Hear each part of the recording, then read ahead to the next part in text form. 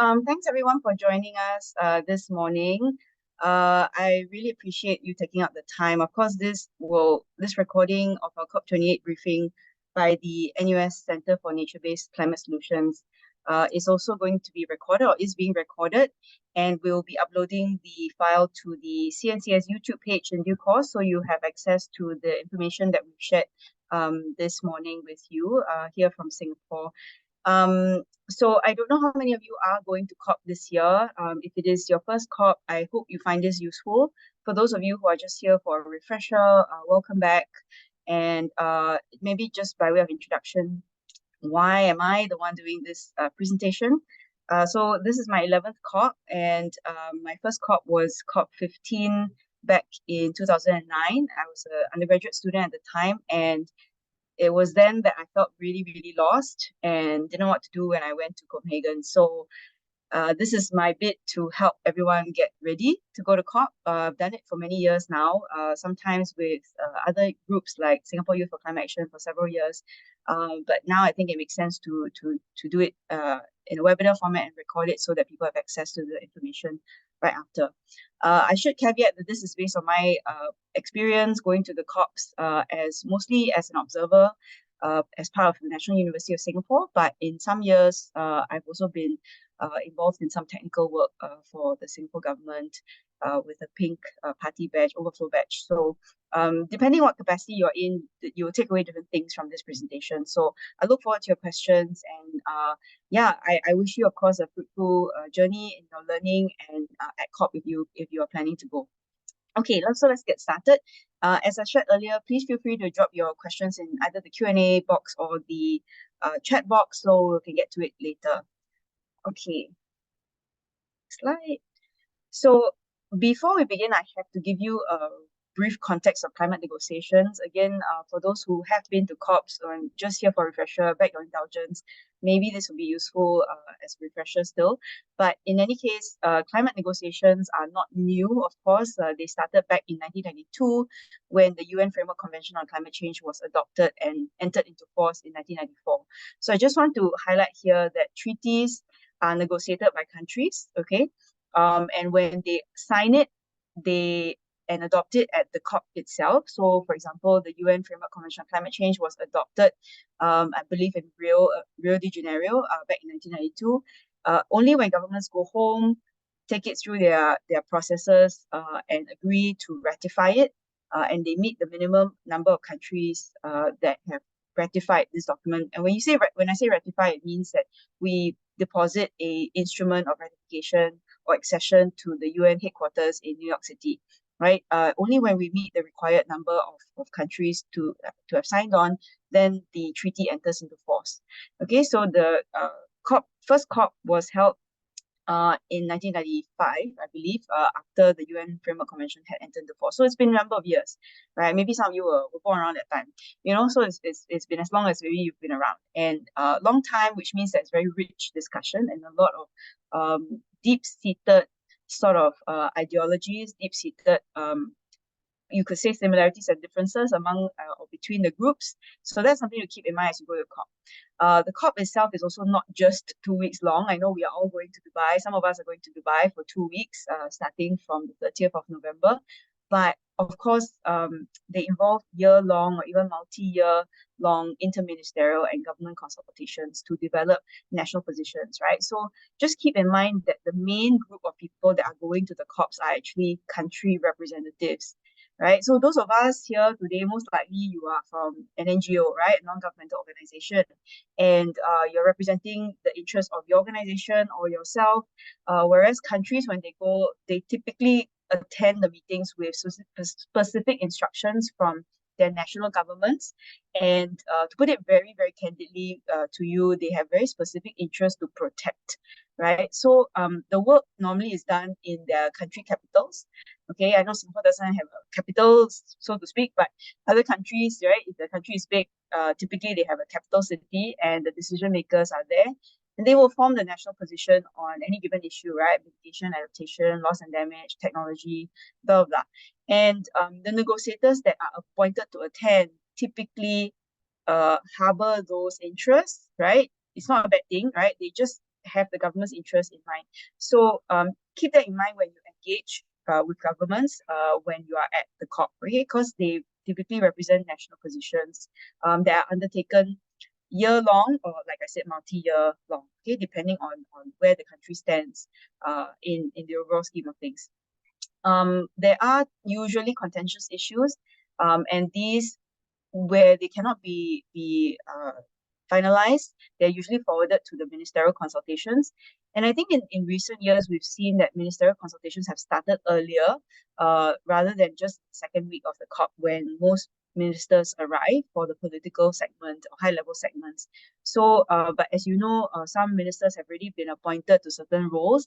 I think in part because some of the issues are going to be, we expect a fight, we expect some contention. So the sense is that the COP presidency of the day, in this case, the UAE is the incoming president, and with the previous outgoing presidency of Egypt, will make the call, perhaps at the advice of the UN Framework Convention on Climate Change Secretariat, UNFCCC Secretariat, to appoint a set of ministers ahead of the COP to already kickstart some of that negotiation. So you need buy-in, you need sort of political momentum, among other things.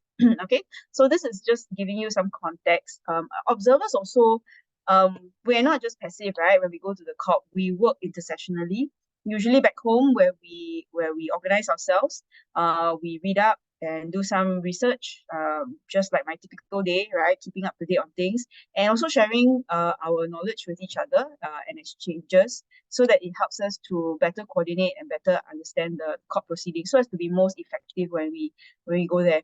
Okay, so I hope that after this presentation, after this briefing, you have a clearer idea of what it's like, so you can hit the ground running. Okay, 2 weeks is very short. Some of you will probably be only going for 1 week, depending on your batch accreditation. So I really want all of you to feel like you are ready, and you know, you can hit the ground, and you know which meetings to go to and whether there's access. So I don't need to be, hopefully you're not confused when you get there. Okay. Okay, so usually there's also a subsidiary body meeting in June every year. So this year I went to Bonn for that meeting. And this is a preparatory meeting, if you think about it, right? It's where the subsidiary bodies meet. I'll explain to you a bit what subsidiary bodies are if you don't already know this. It's usually like a working group level discussions that happen. Then they forward everything up to the supreme bodies for decision making. So I hope that all of you who are going to COP have at least familiarized yourself with the Paris Agreement. You must start with this if you are entering the COP and interested in negotiations. Of course, you should start with the UNFCCC or the Kyoto Protocol, but okay, if you don't have time for that, fine, right? Minimally, please look at the 2015 Paris Agreement. It's only 16 pages long. Please read it so that you know the overall objectives, the overarching temperature threshold that we are hoping not to exceed, which is 1.5 degrees Celsius. Okay, so this is where we start the conversation. So a lot of like the global stock take, the loss and damage fund, actually loss and damage probably earlier, but most of the conversation at COP will hinge on the mandate from the Paris Agreement. Okay, and of course some of the issues will also come under the Kyoto Protocol, which I mentioned, which is the predecessor of the Paris Agreement. And there's of course also the COP, which, you know, is the meeting of the parties to the convention itself. So there's still several items under the convention. So I will explain this a bit later. But the point is that please do, before you go in the next 2 weeks, please try and download the Paris Agreement and have a read. One of the reasons why I've asked you to read the Paris Agreement is because there's already been a lot of rich negotiations that have taken place since Paris.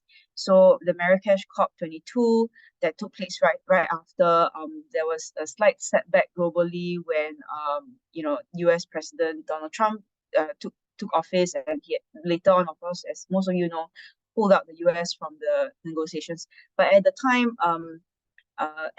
the Paris Agreement had already entered into force, so parties had decided to go ahead. We had no choice; they had to go ahead with the negotiations on the rule book. So if this is all very new to you, you're like, what is the rule book? Okay, then please go and read also. Okay, it's we use the Paris rule book interchangeably with the Katowice climate package, and the reason why it's called the Katowice climate package, if you look at the image behind the logos, this is of COP President Michał Kurtyka. He was the environment minister at the time in Poland, and he had chaired the COP in Katowice. And Katowice was the third year from, right, 2018 is 3 + 3 years from Paris, COP COP21 in 2015. And countries were given 3 years to finalize the Paris Rulebook. The Paris Rulebook is a set of documents that guide countries. Incidentally, it's actually negotiated by countries, right? It helps to guide countries to operationalize the Paris Agreement. Okay, I know it's a very big word, but what it means is that, okay, so what are NDCs, nationally determined contributions? How do you submit it? When do you submit it by? What are the consequences if you don't submit them? All the rules are there in the Katowice climate package. Okay, so if you are interested in doing any form of research or any form of work, advocacy in this space, I recommend that you read up on the Paris Agreement, the Paris Rulebook, or the Katowice Climate Package, because all this will give you a really good sense of what already has been done and whether governments out there are actually following and adhering to the rules of the Paris Agreement and working towards operationalizing it. Okay, but of course, some of the issues were not finalized. I think most famously, the Article 6 mechanism and several transparency related arrangements. So countries were supposed to go to COP25 in Chile, but at the time there was some civil unrest. So Madrid offered to host the COP that year.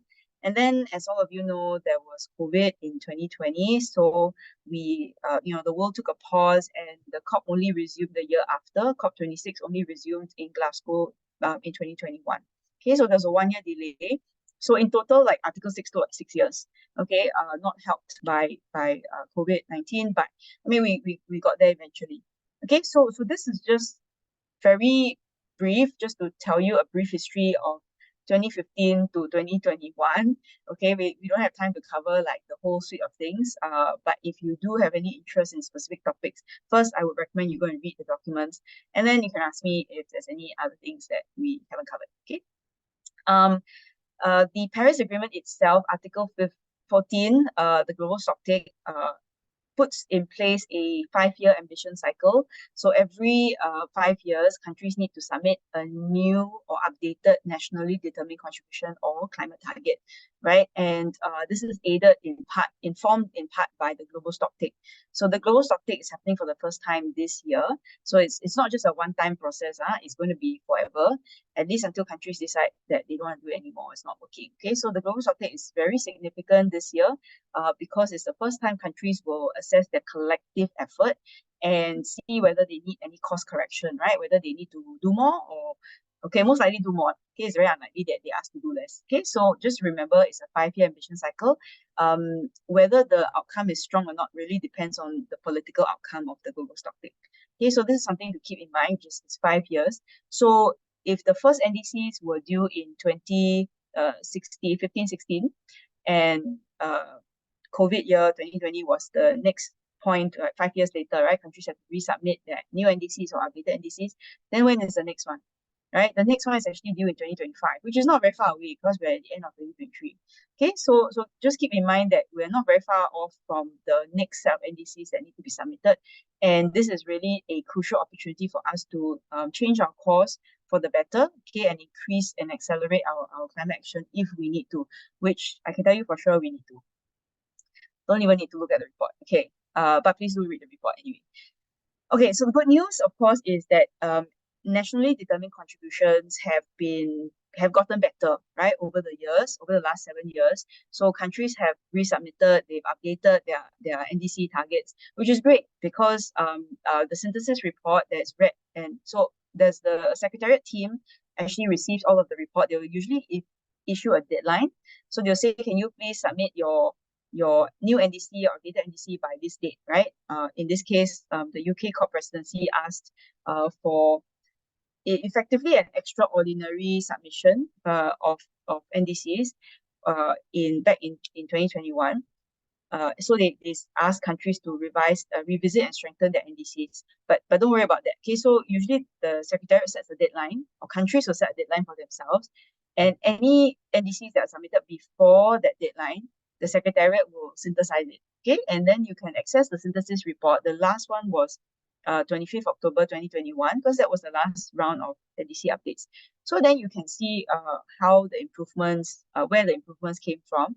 So you can see now that most of the world's sectors are covered. So energy, And most of the NDCs actually covered agriculture, land use change and forestry, waste, and industrial processes, right? So that's good. It's good news.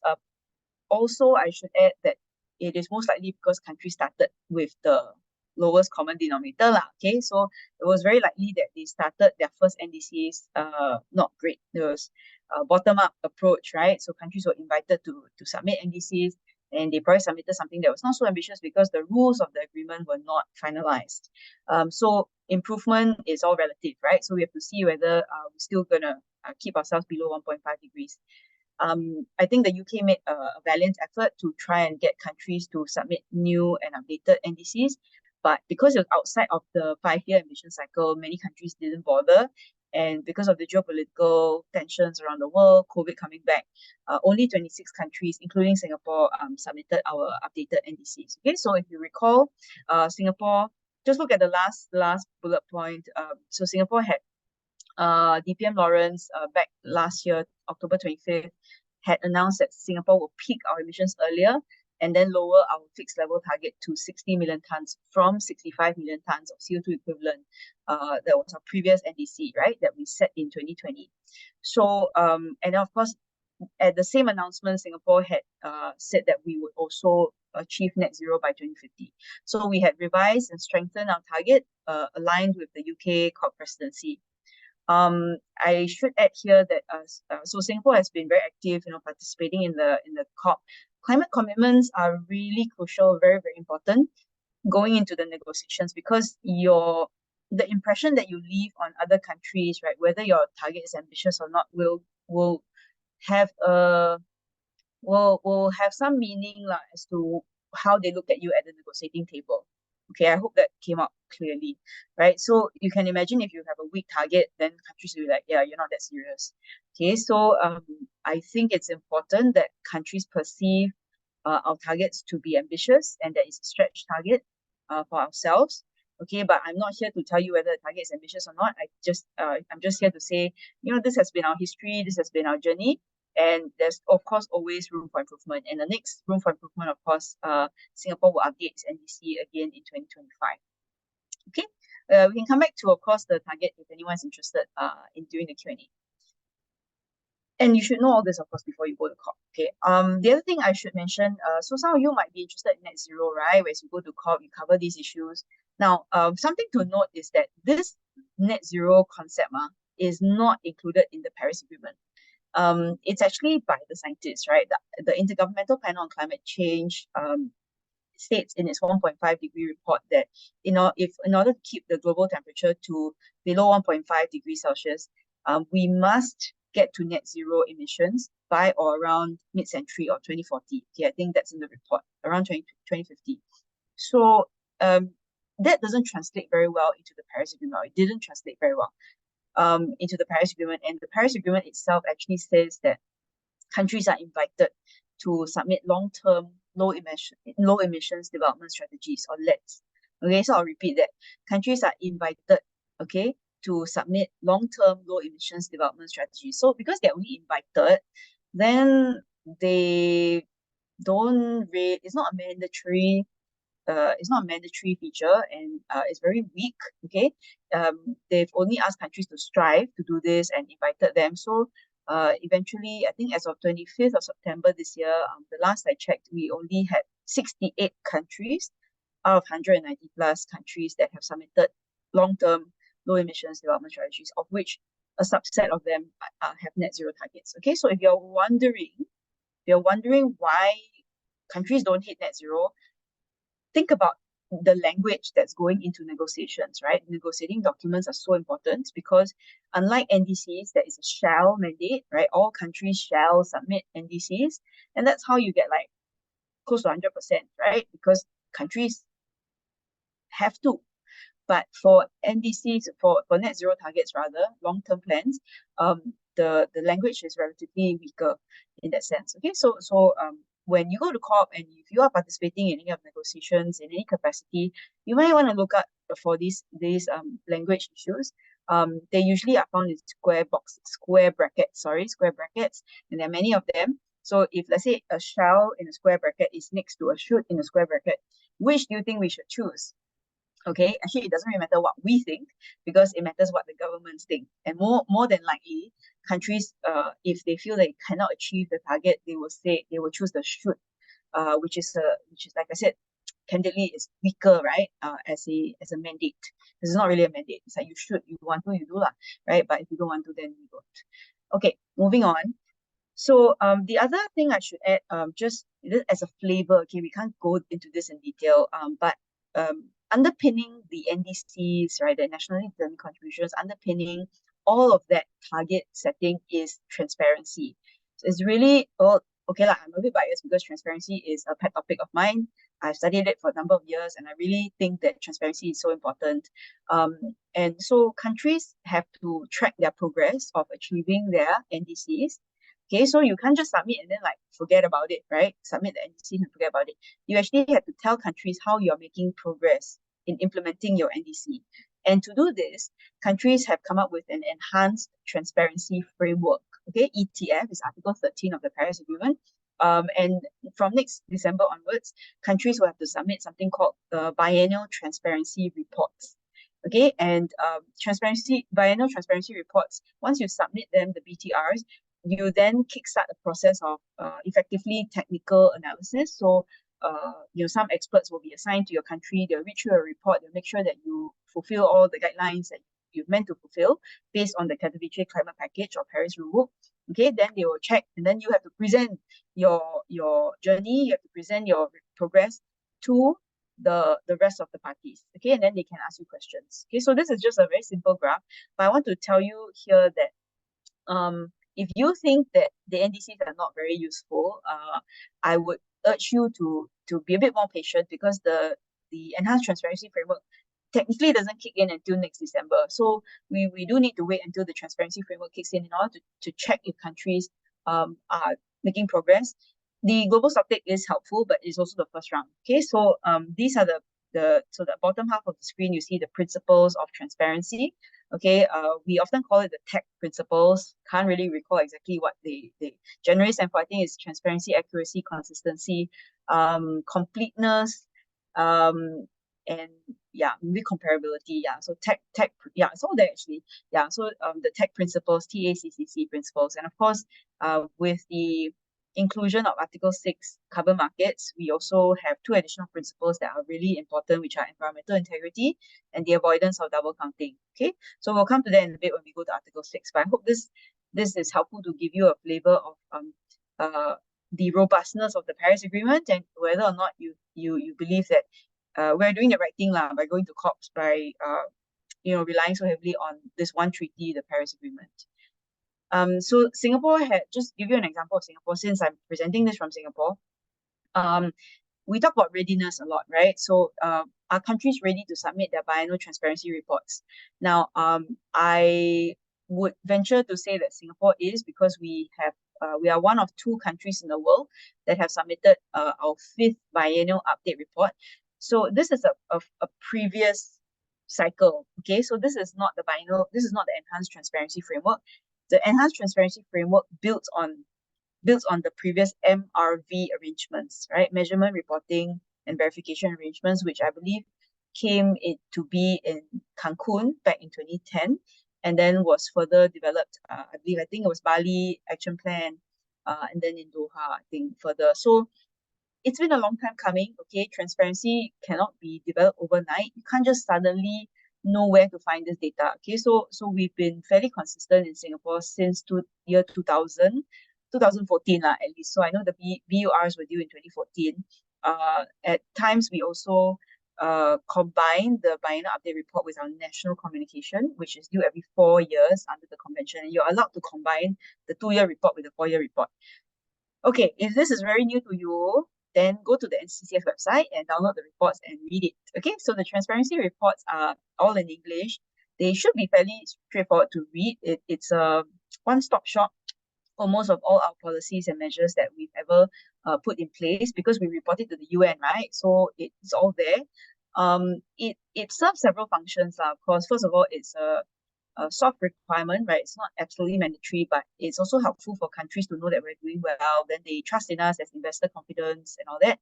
For observers like yourselves, most of you here hopefully are observers of the process, reporting can also perform a policy reform function, right? Where we look at our own strategies that we've done in Singapore and we check whether, you know, it actually makes sense or not. Is it achieving the abatement, the mitigation outcomes or adaptation outcomes that we've set out to achieve, right? So it's our own internal stock take, if you like. And it also helps to empower you, empower and mobilize government and non-government actors. So this is also why I asked Lepak Industry some years back to go and look at the VURs, because I think it's just so important to have that vocabulary and understand, you know, what are the national circumstances that have led to our policies and measures being in this form, and our outcomes. Okay, so I will just leave this, and I'll just share with you that for any of you who are interested in tracking transparency, so I will be tracking transparency.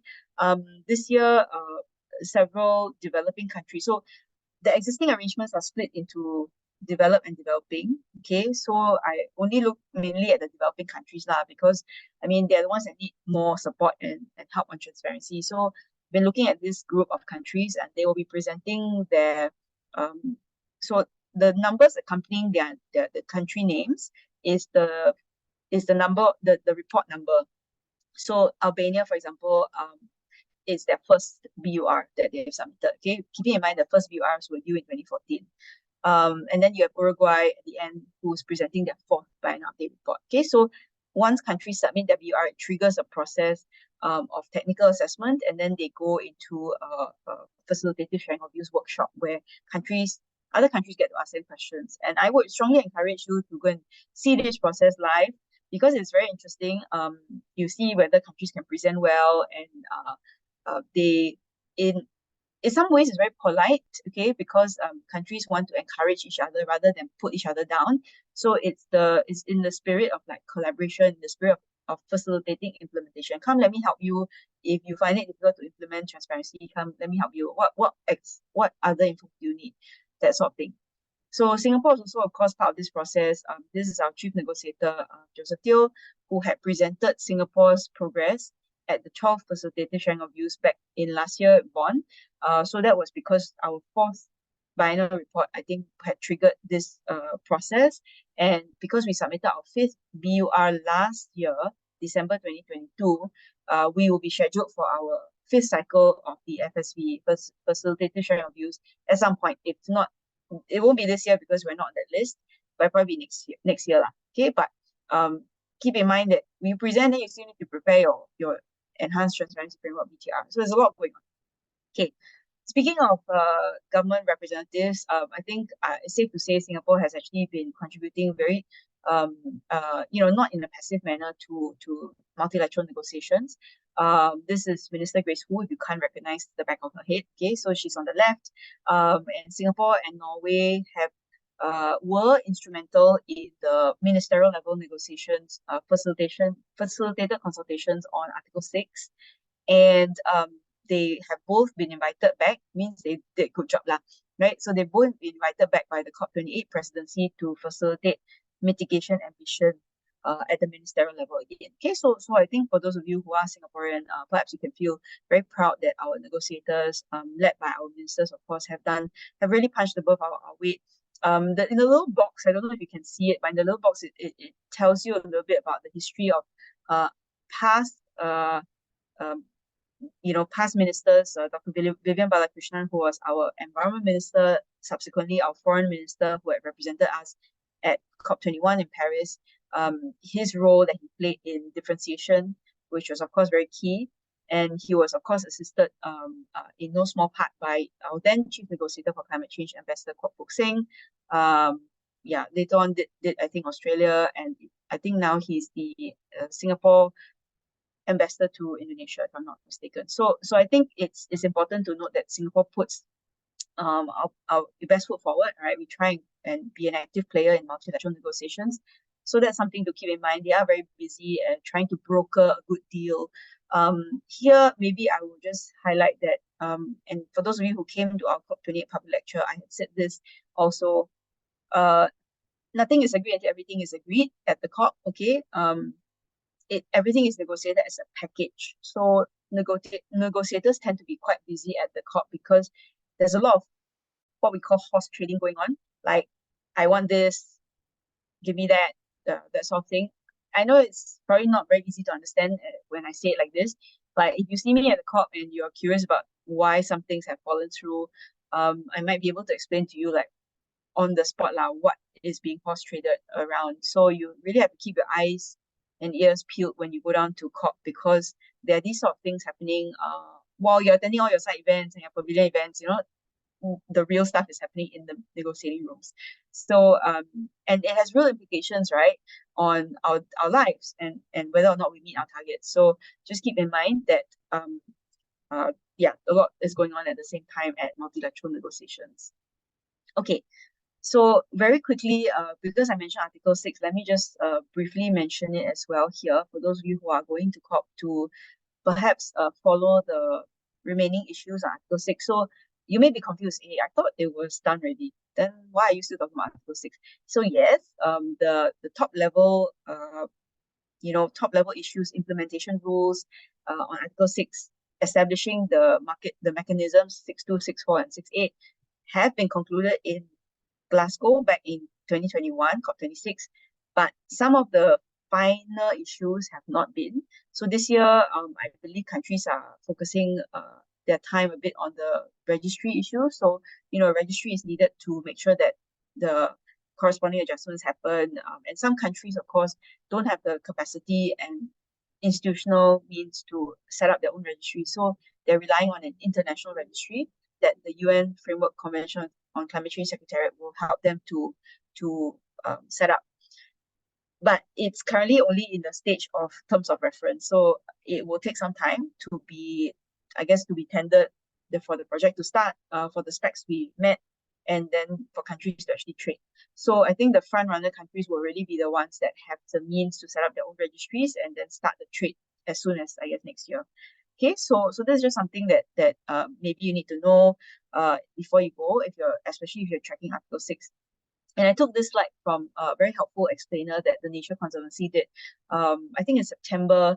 So Article 6.4 here, you see, so 6.2, if it wasn't already very clear, is bilateral. So a host country that hosts a carbon abatement project, right? So maybe a reforestation project, is country A, right, host country, and then country B is a buyer country, and bilaterally they trade carbon credits. More likely than not, is the buyer country buying a certain number of tons of emissions reductions, or effectively what we crudely term the right to pollute, right? So because the buying country has bought these carbon units or the mitigation outcomes, they will be able to offset it in their inventory when they effectively retire it, right, in your inventory.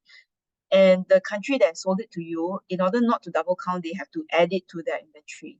Okay, so this is what the concept of corresponding adjustments principally is about. Okay, Article 6.4 is a centralized mechanism. So the UN has the registry, so to speak, centralized, and then projects sell to the centralized registry, and then countries can just buy from this marketplace. Okay, so it's more similar to the clean development mechanism style, if you're familiar with that. And 6.8 is for non-market, is really for, a lot of it is capacity building, a lot of it is best practice sharing, and projects that are not CO2 equivalent related, non-trading approach. Okay, so then I think here I just wanted to very quickly mention that NDCs are really, really important, and countries need to understand what the NDCs are all about. So I would also encourage you, if you're going, even if you're representing an NGO this time around, you're representing NUS to go to COP, you may want to know what your country you're originally from, or your country that you're currently residing in, what the NDC is, because that will really inform their negotiating position, right?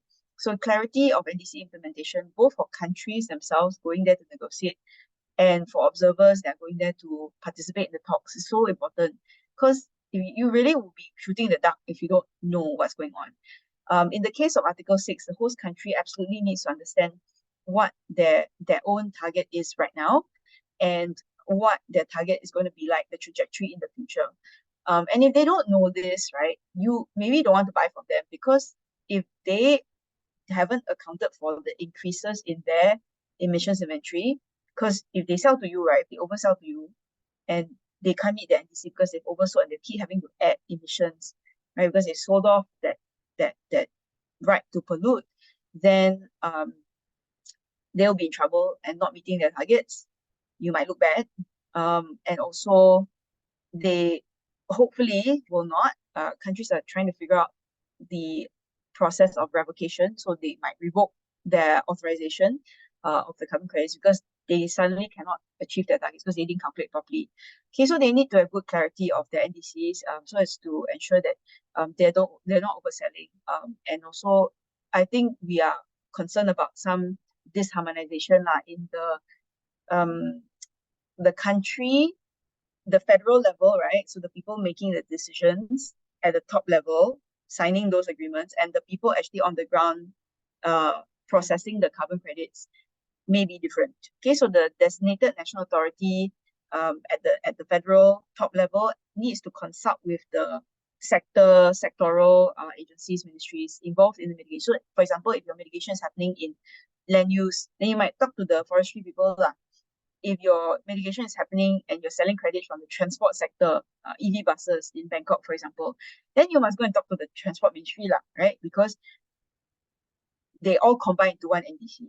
Okay, so this is just, I know I've spent a bit of time on this, but I think it's important for anybody who is interested or wants to go, please do consider, right? Exploring a bit more on the NDC. Okay, now Singapore is going to COP with certain positions, right? And I just wanted to quickly mention that one of this is to advance our interest in Article 6, right? So we have actually very recently published our environmental integrity criteria, the eligibility criteria. Yeah, so we recently published these key principles that are central to our eligibility criteria, and these are really there to prevent any greenwashing, right, and ensure integrity of our national carbon market that moving forward. And we do note that maybe if we're too strict with these principles, the volume of carbon credits, because it's so strict, right, and nobody can sell to us, the volume might be reduced, but we really want to make sure that we start off right. And people are going to look to Singapore as one of the front runner countries for trading carbon credits. So this is super important, and also encourage you to go and look up the news pieces and MSE, NEA websites, NCCS websites on Article 6 if you're interested, and if you're going there to track some of these negotiations. Okay, finally coming to COP27 outcomes, then I'll go into the process, logistics and stuff, okay? So last year at COP27, countries discussed a number of things, okay? I don't have the details, but broadly speaking, we agreed the Sharm el-Sheikh adaptation agenda was launched, and countries are expected to get to a global goal adaptation, I believe this year. Loss and damage fund was established, but of course, as now most of you know, there was no injection into the fund specifically. So sources of funding, who's going to host the fund, all the details are not yet agreed. Okay, so this year we'll have to do that. Some of the Article 6 implementation details, registry, how to deal with removals, carbon credits, that sort of thing, are also being discussed. By next year, countries need to come up with a new climate finance goal of the base of $100 billion. And there's also, of course, the mitigation work program that was established. If I'm not mistaken, it's a 3-year program. And then they had some dialogues in Bonn this year as well on mitigation, particularly on the energy transition and just transition. And of course, the Global Stocktake had its technical dialogue at Sharm el-Sheikh and also in Bonn this year. Okay, so I would, if you have the time the next couple of weeks and you are going and you want to track any one of these issues, please read the outcomes from last year. Okay, so like the decision text from last year, or at least have it on hand. So when you go to the COP, actually what you'll notice is I think a lot of negotiators actually have the text in front of them already. They have some prepared text. And of course, not everyone is there yet, but I would encourage you, if you have the bandwidth and time after exams or whatever, can consider bringing a copy or downloading a copy onto your devices, because it's easier to follow if you can refer to those texts when countries are negotiating. Okay, so this year's agenda is very packed, and this is not even all of it. Okay, this is the high level stuff that most of you will be interested in. So big picture wise, there's a global goal adaptation, which I mentioned. Key challenge, of course, is adaptation is not so straightforward like mitigation, right? Mitigation usually we calculate it in the reduction of CO2 or greenhouse gas emissions, so it's a CO2 equivalent. But adaptation is like uh one country to the next, they have very different adaptive needs. So how do you ensure a base of indicators to track for a global goal adaptation? Is honestly it's going to be very challenging. Um, then of course there's a loss and damage fund.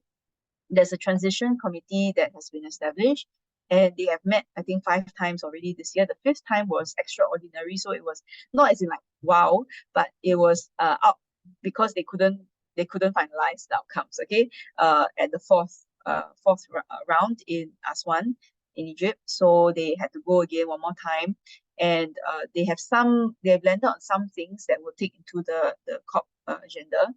Article 6, as I said, registry, emissions avoidance and removal, and countries are also discussing things around like confidentiality, which is a bit worrying to an observer because that means that I won't have, as a layperson, I won't be able to see some of the emissions traded, and this is not good for transparency, lah. Okay, and then of course, the quantified goal on climate finance. Don't forget, for those of you tracking finance, um, the deal is not supposed to be done this year, it's done next year. Okay, so the new collective quantified goal on climate finance is set to be agreed at COP29, which is next year only. But that means that countries that are in that track will still need to come up with the language, they'll still need to discuss like who's paying. There'll be some discussion over like, is it still the developed countries or do we all have a responsibility? Those kind of discussions, okay? And then mitigation ambition, I mentioned, there'll be some discussion, and then Minister Grace Fu and her counterpart from Norway will be involved. And then the global stocktake has moved into its political phase. Any of you tracking global stocktake, please go and download the synthesis report. I so many things to download, yeah, and read. Okay, so it was released already on the 8th of September, and countries will need to adopt this decision, this report. Okay, so if they agree with the report generally, then they will take a strong final decision on the global stocktake. And this will mean that countries, NDCs in 2025, when they submit the NDCs, they will need to account for the global stocktake, like how have they included the global stocktake in their new NDCs.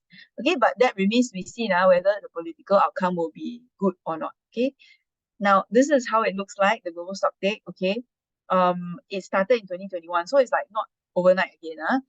It started in 2021. Everyone around the world was invited to actually what you call like submit data information. So NDCs go in, IPCC reports go in. If you convene a small little meeting and you want to submit something, can also, right? You can submit anything to be considered as part of the global stocktake. And then the UN Secretariat will convene. There are a couple of co-facilitators, and then they will synthesize it. So I mentioned the report, right? Synthesis report. I think it's only 50 pages long. It came from 170,000 pages. Okay, so I also cannot comprehend that scale. Okay, but basically from 2021, right, information collection and preparation until June this year, 170,000 pages of information was submitted to the UN Secretariat. Okay, and they had to go and pour through it. So it can't start this year. They had to start very early already. Okay, the inputs had to be read and synthesized. And so you're only reading a 50-page report. Okay, so thank heavens we only need to read a 50-page report and we don't have to read the whole thing. Okay, so just keep in mind that if you're tracking the global stocktake, try to go and read the document because we're at that stage where countries will need to adopt it already and consider the outputs of the global stocktake. Something I want you to really, really take note also is that because this is the first global stocktake, if this goes bad, it will set the precedence for future global stocktakes, right? So if countries are not able to come up with a good outcome this year, then future global stocktakes might also fall through similarly because they're like, hey, the first one really no good, then what for? It doesn't even help our NDC process. Okay, so a lot is on the line, high stakes, so to speak, and would encourage everyone to just pay attention. Global stocktake is really one of the biggest things happening. And as the COP28, the public lecture we mentioned, because it's every 5 years, it's interesting that Asia Pacific is hosting, right, the Dubai COP this year, UAE COP this year. So the next round, because there are 5 regions, right? So the next global stocktake would effectively also be in an Asia Pacific COP lah, right? Unless countries decide to switch the timings that they have a COP. But that's just for info, trivia. Okay. Now, again, for those of you who are going, you may want to pay attention to these events. There are some high-level events that you might want to attend. The room is to be confirmed, I think, so look for it in the daily program. But there are some high-level events on adaptation. So the country reps, maybe even heads of states or whatever, right? If they're still around, they might attend some of these high-level events on the global stocktake, and presumably to finalize the text and agree on these topics are adaptation, means of implementation, and support, and mitigation. Okay, so there may be more, just look out for it in the daily program. Okay,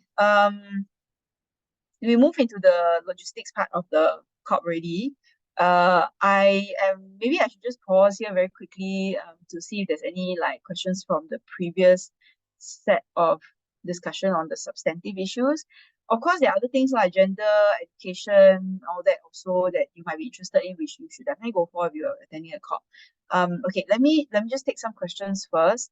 Also a drink. Okay.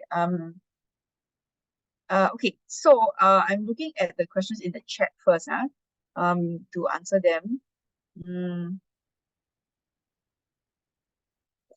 Okay, Marcus, I'll answer your question a bit later. How do you plan for your staff if you're going to COP on specific dates? This is on the logistics part. No silly questions, Kajol. Okay. Is ITMO a type of carbon credits that the buyer country adds to their inventory? Yeah, so ITMO stands for Internationally Transferred Mitigation Outcomes. Okay, internationally transferred mitigation outcomes. So if you keep the mitigation outcome for yourself, okay, you have a project and you reduce emissions from that project is confirmed, okay, because it's verified. That is just a mitigation outcome. So there's no transfer, there's no international transfer. You can't put the it in front of it. So the moment it leaves a host country, it becomes internationally transferred mitigation outcomes. It's another way of saying carbon credits, but there is a directional kind of value, right? It is internationally transferred from one country to another. So I hope that answers the question. Because if you call it carbon credits, it could be a carbon credit for the voluntary market, it could be a carbon credit for internal market, compliance market. So I think we need to establish that the vernacular is different, right? ITMOS is really for Article 6264, internationally transferred. Something to keep in mind also is that ITMOS need not only be used towards NDCs. ITMOS can also be used towards other OIMP, other international mitigation purposes. Yeah, I know, many acronyms. For example, the International Civil Aviation Organization, they have a CORSIA, right, which is the carbon offsetting scheme for international aviation. CORSIA, reduction, carbon offsetting scheme for international aviation. And you can actually use ITMOS in principle, right? You can actually use it for offsetting your carbon emissions from airlines. So that's why they've kept it somewhat generic in terms of the language. Hope that answers the question. Let me just check the Q&A box. No questions at the Q&A box yet. Okay, so then maybe we move on to the next part, which is the logistics. Okay. Okay, so you all know COP28 is happening in the United Arab Emirates from 30th of November to the 12th of December in Dubai, right? Okay, and so I've listed the meeting names lah. Okay, so I'll just highlight this to you all in case you don't know or don't already know this. So the COP is the meeting of the Conference of the Parties to the UN Convention. So this is the 1992 one, okay, the 1992 UN Convention on Climate Change. So country is actually, I think it's got universal participation, if I'm not mistaken. So all countries will convene. COP28 is the 28th meeting. Subsequently, you see two other meetings of the parties, okay, which is let's start with the Paris Agreement. The Paris Agreement is meeting for the 5th time because it was signed and adopted back in 2015, came into force in 2016. They had the first CMA one in Marrakesh, okay, back in 2016. Yeah, so this is the fifth meeting of the Paris Agreement of parties, okay? Why is this important, right? Why do we have to have different supreme bodies? Okay, every treaty has a supreme body where they take decisions. That's the first thing. The second thing is some countries are not party to some treaties. Like the United States has never ratified the Kyoto Protocol. So whenever countries convene in the COP serving as the meeting of the parties to the Kyoto Protocol or the CMP, the US, for example, okay, just give them as an example, their name flag, like United States, right? They have a tag, the representative sitting behind the flag. The color will maybe change to indicate that they are not a party. But they can sit in as observers, no problem, right? You can sit in and you observe, you listen, you take notes, but you cannot formally vote because you are not a party. Yeah, you're not officially, you didn't ratify the document, okay? And you're not obliged either under the category to meet that obligation. Okay, so there are different, um, that obviously decisions have to be taken at the COPs level, but also because some countries are not party to certain things. And just keep in mind, things are very fluid at the COP. So like usually when the COP convenes, then they'll convene the CMP like straight after one. So maybe I take a 5-minute bio break, right? Then they'll say whenever the COP ends. It might be the other way around sometimes. So sometimes they'll take the decisions at the Paris Agreement level, Kyoto Protocol level, then at the COP level. Actually, yeah, the closing is probably like that because the COP is the supreme for all, right? It's the umbrella treaty. Okay, so that's something that maybe you might be interested to note. And the agendas are also tagged to the COPs. So I'll show you in the next few slides. Okay. Now the subsidiary body meetings are a bit higher, the numbers are, okay, because they meet twice a year, right? So Bond, usually May, June, they will host the subsidiary body meetings. That's why the numbers pretty much double, and then some. Okay, because sometimes they meet a bit more often to discuss implementation rules, discuss technological things like methodologies and so on. Okay. Another thing that you should note is that the incoming UAE presidency has said that they hope for COP to focus on 4 paradigm shifts. And these are as listed here. They want to help use this COP to fast track energy transition and to cut emissions before 2030. They also hope to use this COP to transform climate finance. And this part is interesting, right? Delivering on old promises. So it's a nod to the Green Climate Fund, a nod to existing commitments by developed countries, right? So it's also a nod to the principle of common but differentiated responsibilities and respective capabilities. And they also hope that on climate finance, they want to get the ball rolling on the new framework for the new deal next year on climate finance. Then the third paradigm shift is nature, people, lives, and livelihoods at the heart of climate action. And they also hope that this COP is to be the most inclusive COP ever. Sounds very encouraging. We'll see when we get there and be on the ground. Okay. Okay. So the next thing is overview schedule. Now, for the students from NUS, I have already posted this in our Teams folder. Okay. So please go and look at it. I actually just screenshot and pulled it out here for you. But the Dubai COP has an overview schedule, which I would encourage you to go and read. So as I said, I'm just representing the COP28, CMP 18, CMA 5, Substar 59, SBI 59 here, because that will be the agenda that is set at the COP level. Okay, and every negotiation that comes out comes from the agenda. Okay, so please go and download the agendas and read them. Now, pre-sessional period is for countries only. So you are not involved unless you're representing a country, then this is for you. Okay, so LDC stands for least developed countries. So they'll be coordinating themselves, their positions on various items when they arrive in Dubai a week before. So next Friday, they'll start convene. Then the other meetings, CDM Executive Board, for example, under the Kyoto Protocol, they're also meeting. KCI stands for the, I want to say, Capiviche Response Measures Committee and Just Transition Workshop and so on and so forth. Okay, so you can see that things are really happening even before we arrive, right? Observers, we usually arrive 29th, 30th for the 2-week COP, but countries are already there to coordinate themselves. In case you're wondering, G77 in China is the developing country bloc. It's not 78 countries. I think it's like 150 something countries now. So they represent most of the developing world. There's the SIDS as well. SIDS stands for Small Island Developing States. AGN, I believe, is African Group of Nations. And these are the ones that are only listed here. But there are others like European Union, Environmental Integrity Group. Okay, so there are other groupings of countries that you might want to familiarize yourself with. You might want to track their position, their party positions or group positions as well. It could be quite interesting. Okay, then the other thing to note is that the overview just gives you an overview. Okay, so when you go to COP, right, you still need to go and figure out when these meetings are and where.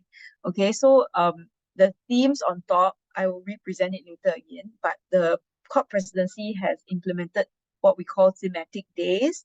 But other things will be going on lah. It's not just health, recovery and peace, finance, gender equality and accountability. Other things will be happening as well.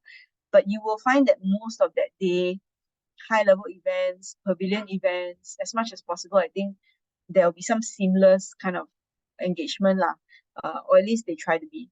Okay, so you can already start to figure out like what you want to attend, so to speak. Okay. Now then, that's for week 1. This is for week 2. So just keep in mind, week 2 there's high level, which means ministers start to arrive. If you want to engage any negotiators, try to do it in week 1. They're still busy in week 1, but the moment their ministers arrive, they cannot already. They are very busy.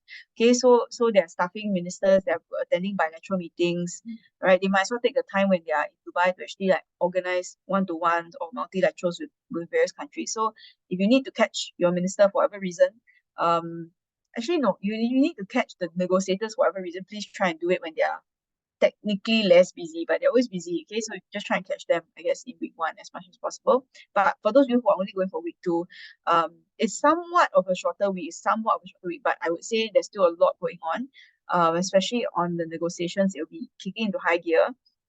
Very exciting horse trading stuff going on in the second week already. They say they want to aim to close the COP on Monday, 11 December. They say usually doesn't happen, okay, when they say they want to.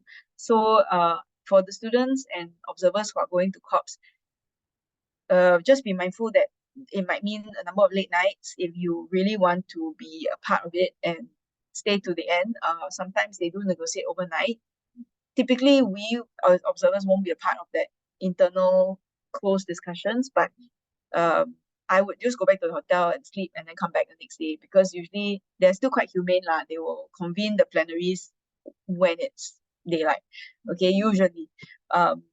Maybe not at the very end, but the point is that there are a lot of things going on in the 2 weeks, and I would ask you to look at the overview agenda and then fill in the details during the day. I think I mentioned this already, so this is just a different way of presenting that information I shared in the slide with the logos. This is the Dr. Sultan Al Jaber is the incoming president designate. Yes, he is somewhat associated with the oil and gas sector. He is the Minister for Industry and Advanced Technology. I think he's a CEO of a number of companies. As Dr. Aisha mentioned the other day, he's also a CEO of a company that does clean energy. But the relative share, of course, is not as much as the extractive sectors. So anyway, obviously has been in the center of some concern and controversy.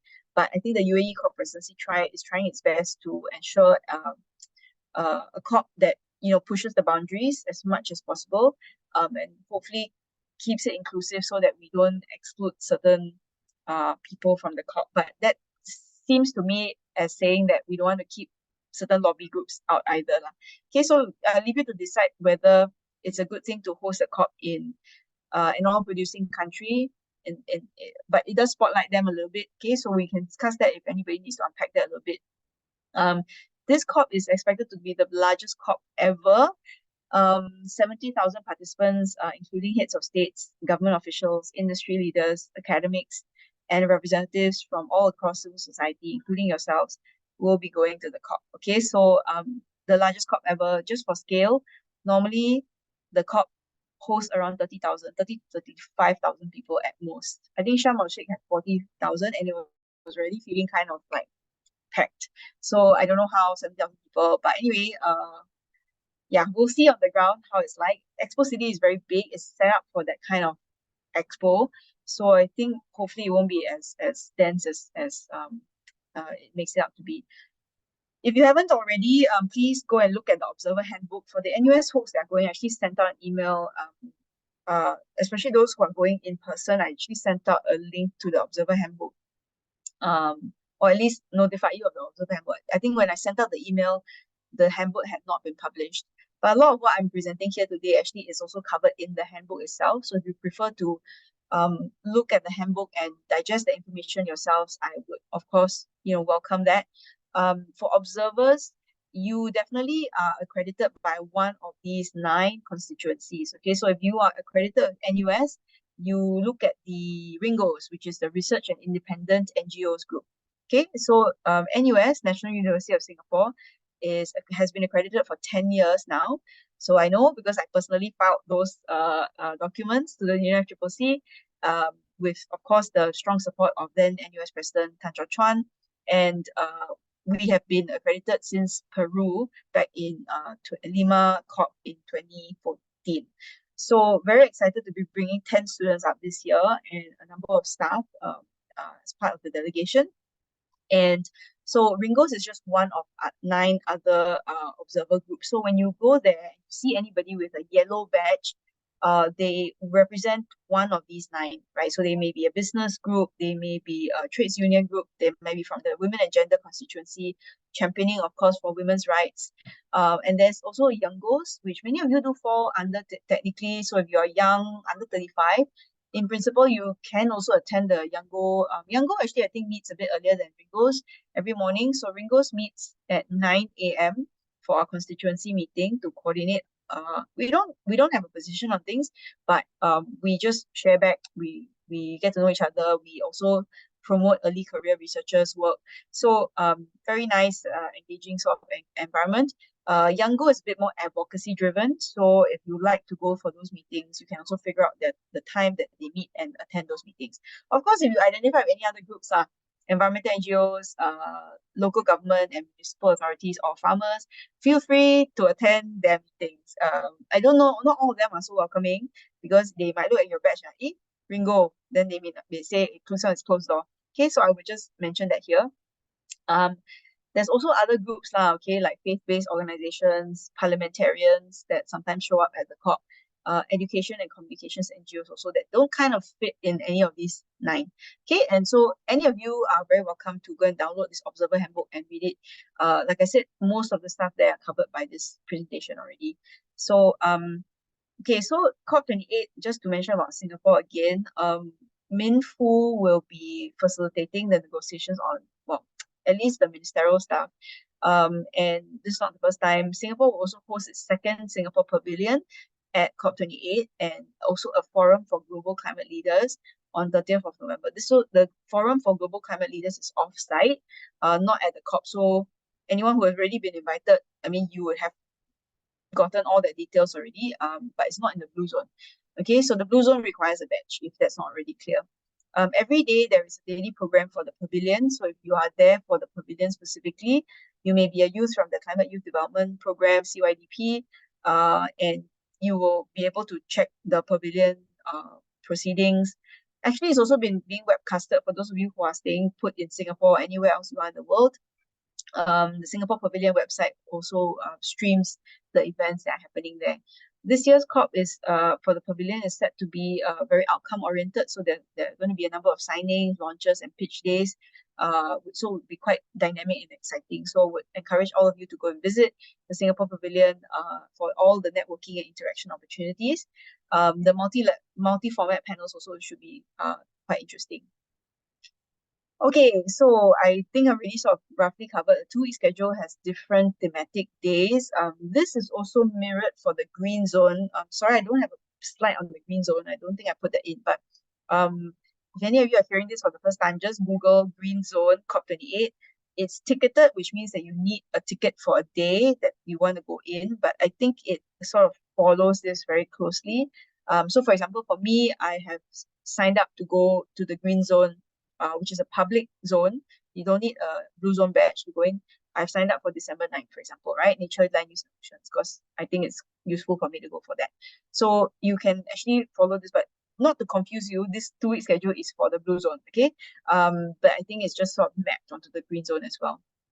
So you can see here the Singapore Pavilion's thematic days are largely aligned with the COP presidency program. And it, of course, it is meant to showcase and be on the offensive for Singapore, right? Like, this is what we're doing, great stuff, come and work with us. So I really like that about the pavilion. So for many years I've been going to COPs.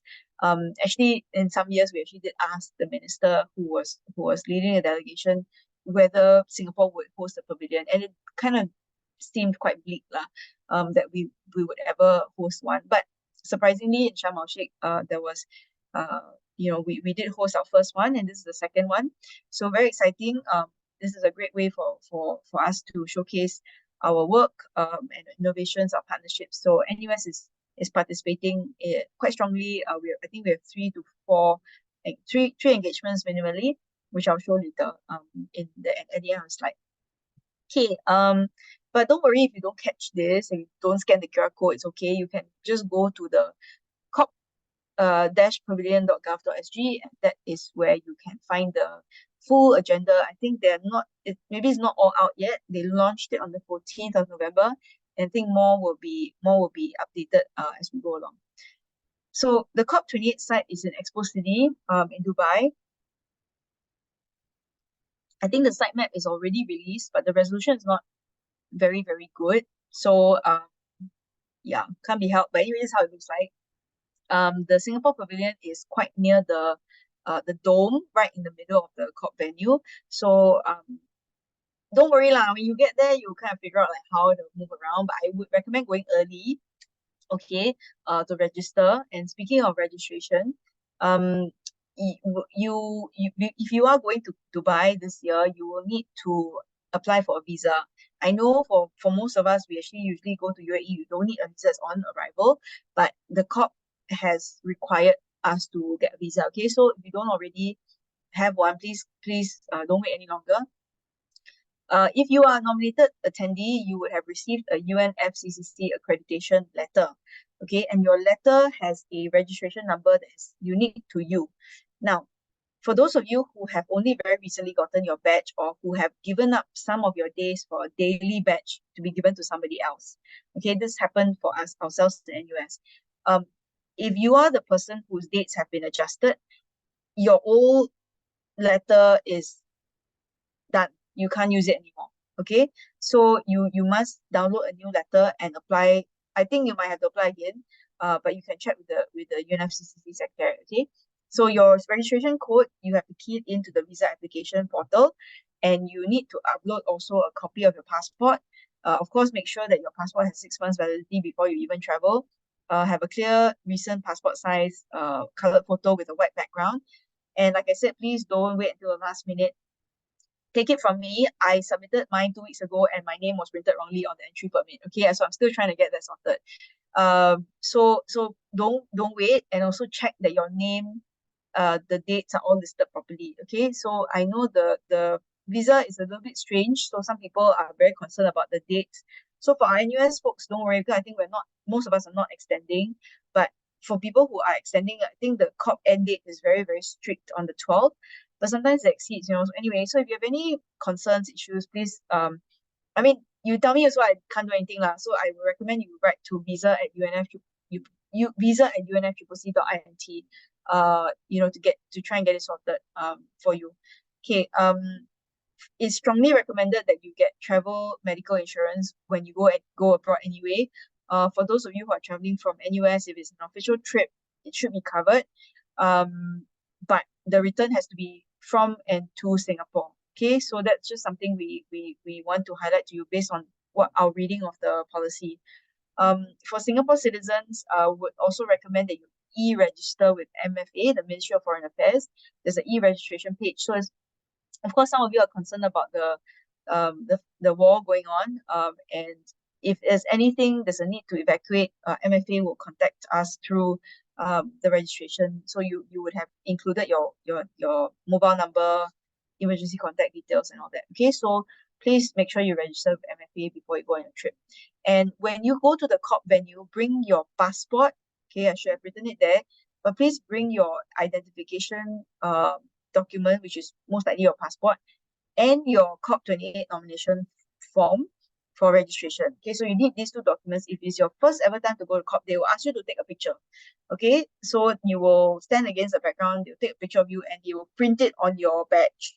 So please look neat and tidy, because I've ever had a colleague who got off the plane, was not shaven, took a picture, went back the next day, clean shaven, and they almost didn't let him in. Okay, so this is just like a hazard.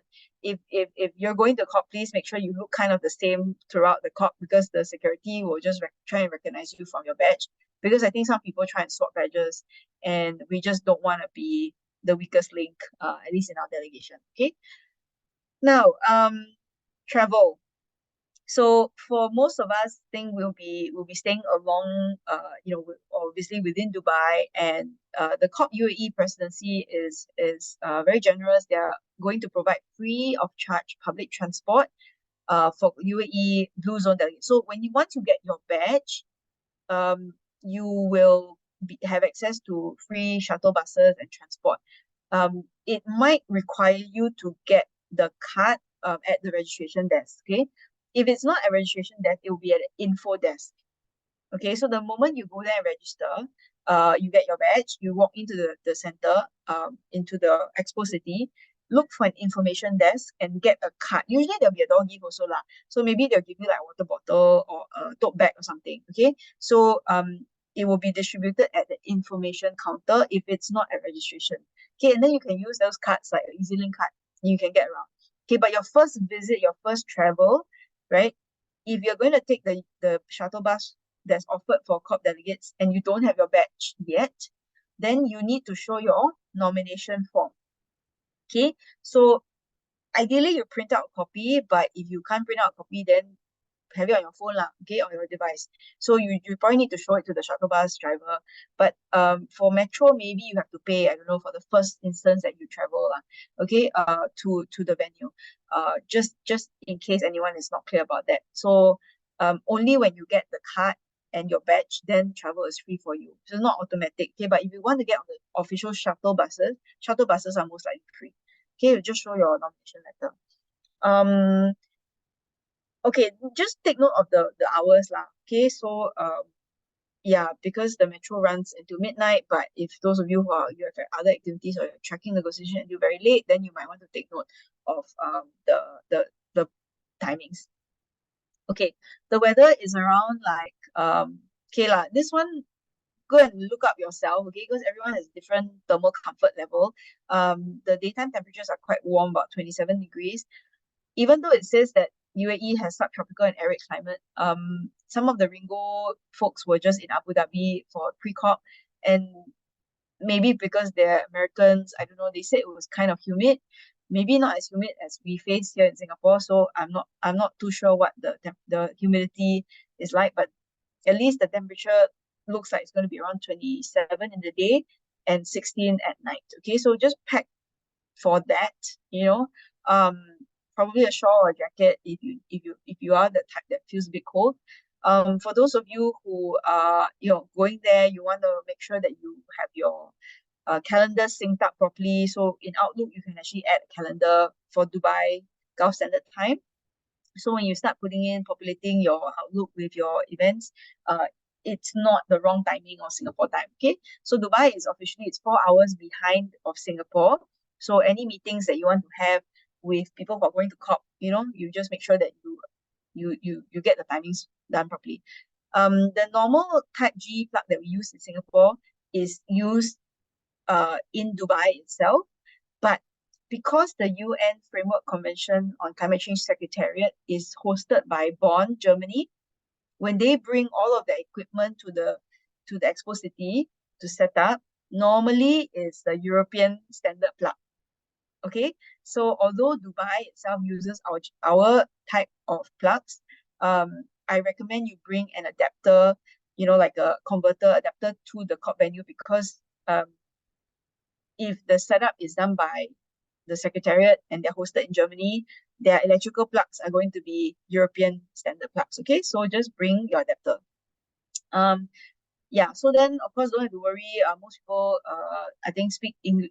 English is widely spoken across Dubai, but the signs usually have Arabic and other languages. Okay, so local currency is in dirham.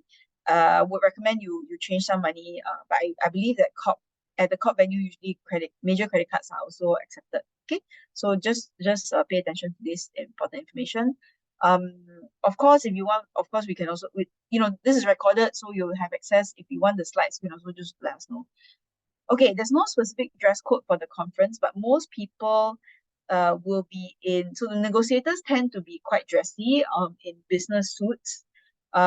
Because the COP venue is very large, most likely they will be wearing flats or casual shoes.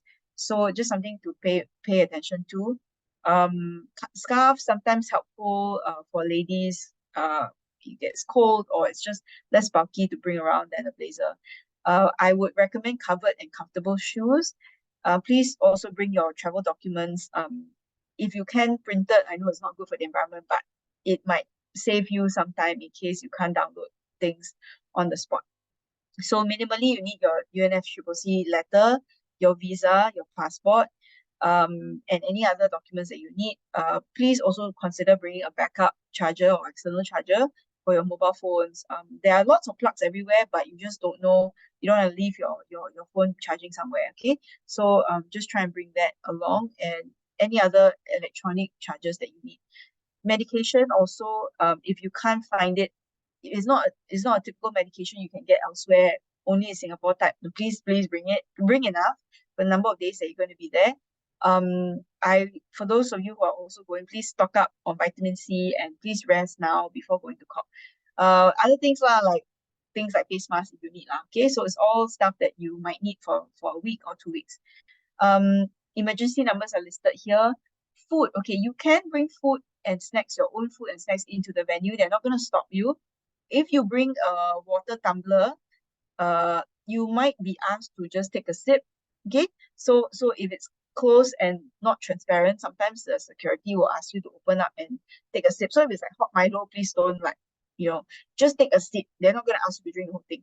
Okay, so things like that, like 3-in-1. If you like your Nanyang coffee or 3-in-1 coffee, please bring. Okay, then you can make pau coffee when you're there. Water bottle. Sometimes they give out free ones, but I wouldn't, risk it because it's a long day at COP. You want to bring a water bottle. There are usually restaurants and enough food options there, but quite often the queues are very long and they can also cost quite a fair bit of money, right? So Dubai is not a cheap place. So would recommend that you think about your food options, and also if you have certain food preferences. Obviously, if you're vegetarian and vegan for COP meetings, sure, got no problem. There will be food options available. But I would say that if you have specific cultural requirements, you think about that as well and bring what you prefer.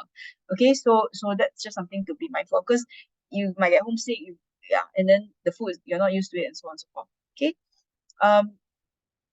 Other things to take note of: if you have a disability, or if you have reduced mobility, okay, for whatever reasons, touch wood, something happens, or if you already have an existing visible or non-visible disability, I am informed through various sources that you can go and get a sunflower lanyard, okay, at the information desk, accessibility service desk at Visitor Center 9, the blue zone, and at the green zone, there are visitor centers 2, 3, and 5, and the info desk at arrival, you can get a sunflower lanyard.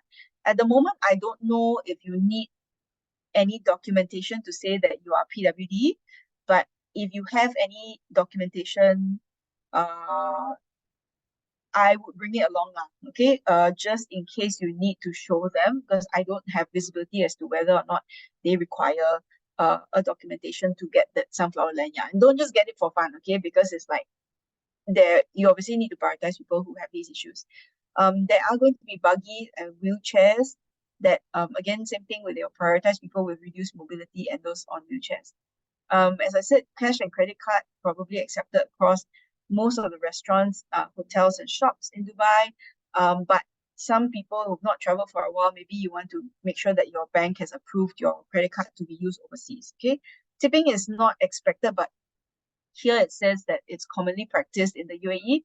So you might want to consider. I actually don't know whether it's 10% or 15%, but like just ask around, and maybe we'll be able to tell you like what is the expected gratuity rate. Yeah, okay. Blue zone and green zone are next to each other, and set, but a lot of walking lah. Okay, so between the zones, if you like. Now, this one must share with you all. UNFCCC has a very strict code of conduct. It's been recently revised, so I would recommend you go and take a look as well. All COP participants, once you get your badge, you effectively sign and declare that you abide by this code of conduct at registration. Okay, so please do not engage in any form of like misconduct. I won't state it. I mean, it's all there on the slide. So please just, yeah, don't do anything I wouldn't do. If you see or experience any violations at all, please also speak up. There is a email address called speakup@unfccc.int that I would encourage you to also file your complaint with. And as your designated contact point from NUS, you must let me know also lah, okay? So hopefully nothing happens at the COP. Please stay vigilant at all times. COP is supposed to be a safe place for everyone. Okay, the other thing I should add is that I know most of you are very excited to go to COP for the first time, and you might want to record things in the meetings. I think for side events, definitely not a problem. For pavilion events, not a problem. But whenever things are closed door, official, please be mindful that audio and video are not recommended. Please don't record it, because if you get caught, and obviously if you're in the wrong, the whole delegation might be implicated. Okay, so like the entire NUS batch, like they might get struck off. Okay, so that's just something that I want you to pay attention to.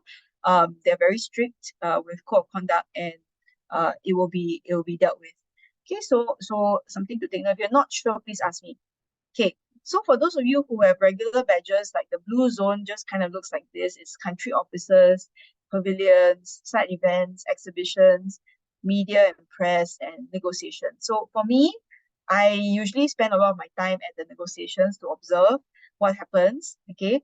At times I might drop back to the pavilion side or side event side to attend like transparency related events, or support my colleagues and friends, okay, at the pavilions. Or sometimes I might speak at pavilions as well. So again, how your day looks like really depends on what your obligations are, right, to your organization that's accrediting you. And then there are offsite events like the green zone that you can attend at your free time.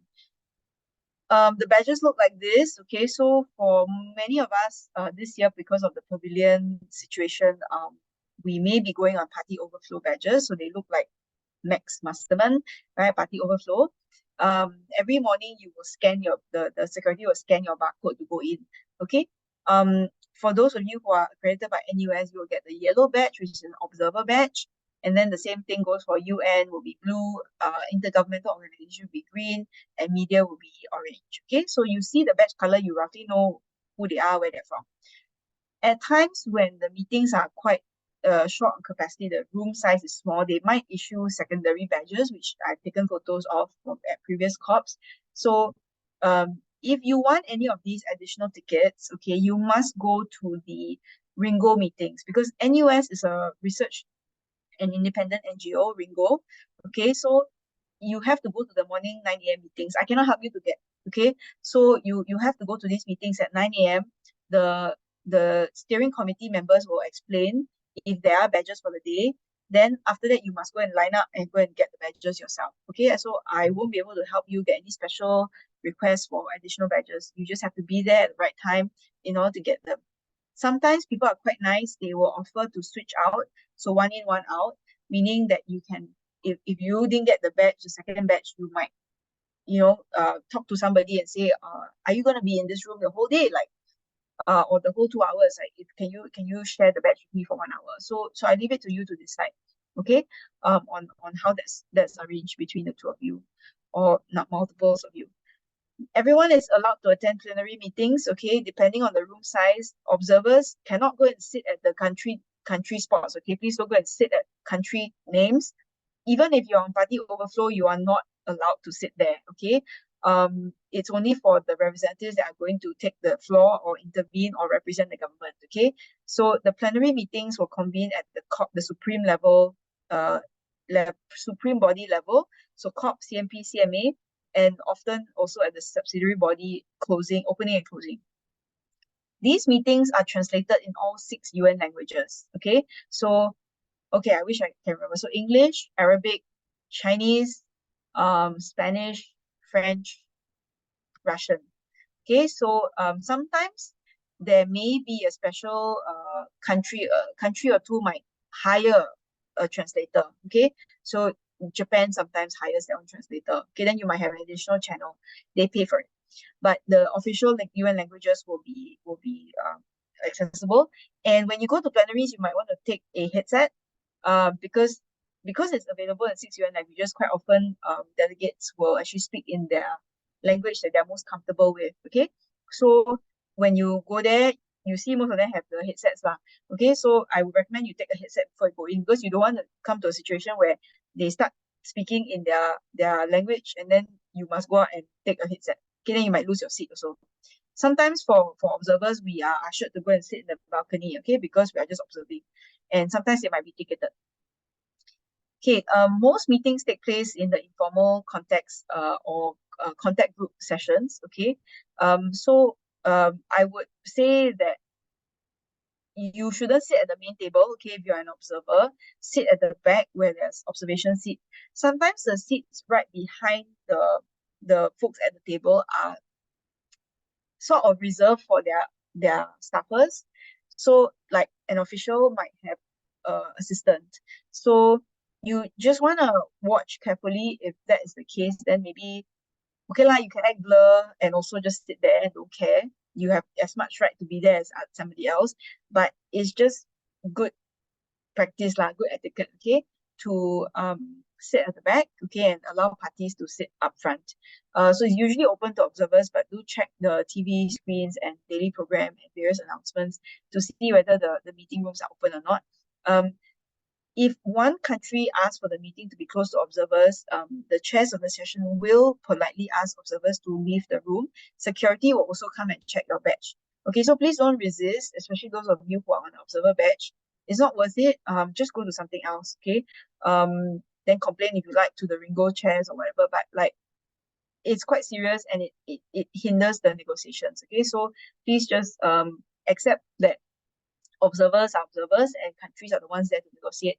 And if you ask to leave the room, please just leave in a timely manner and just attend something else while you're there.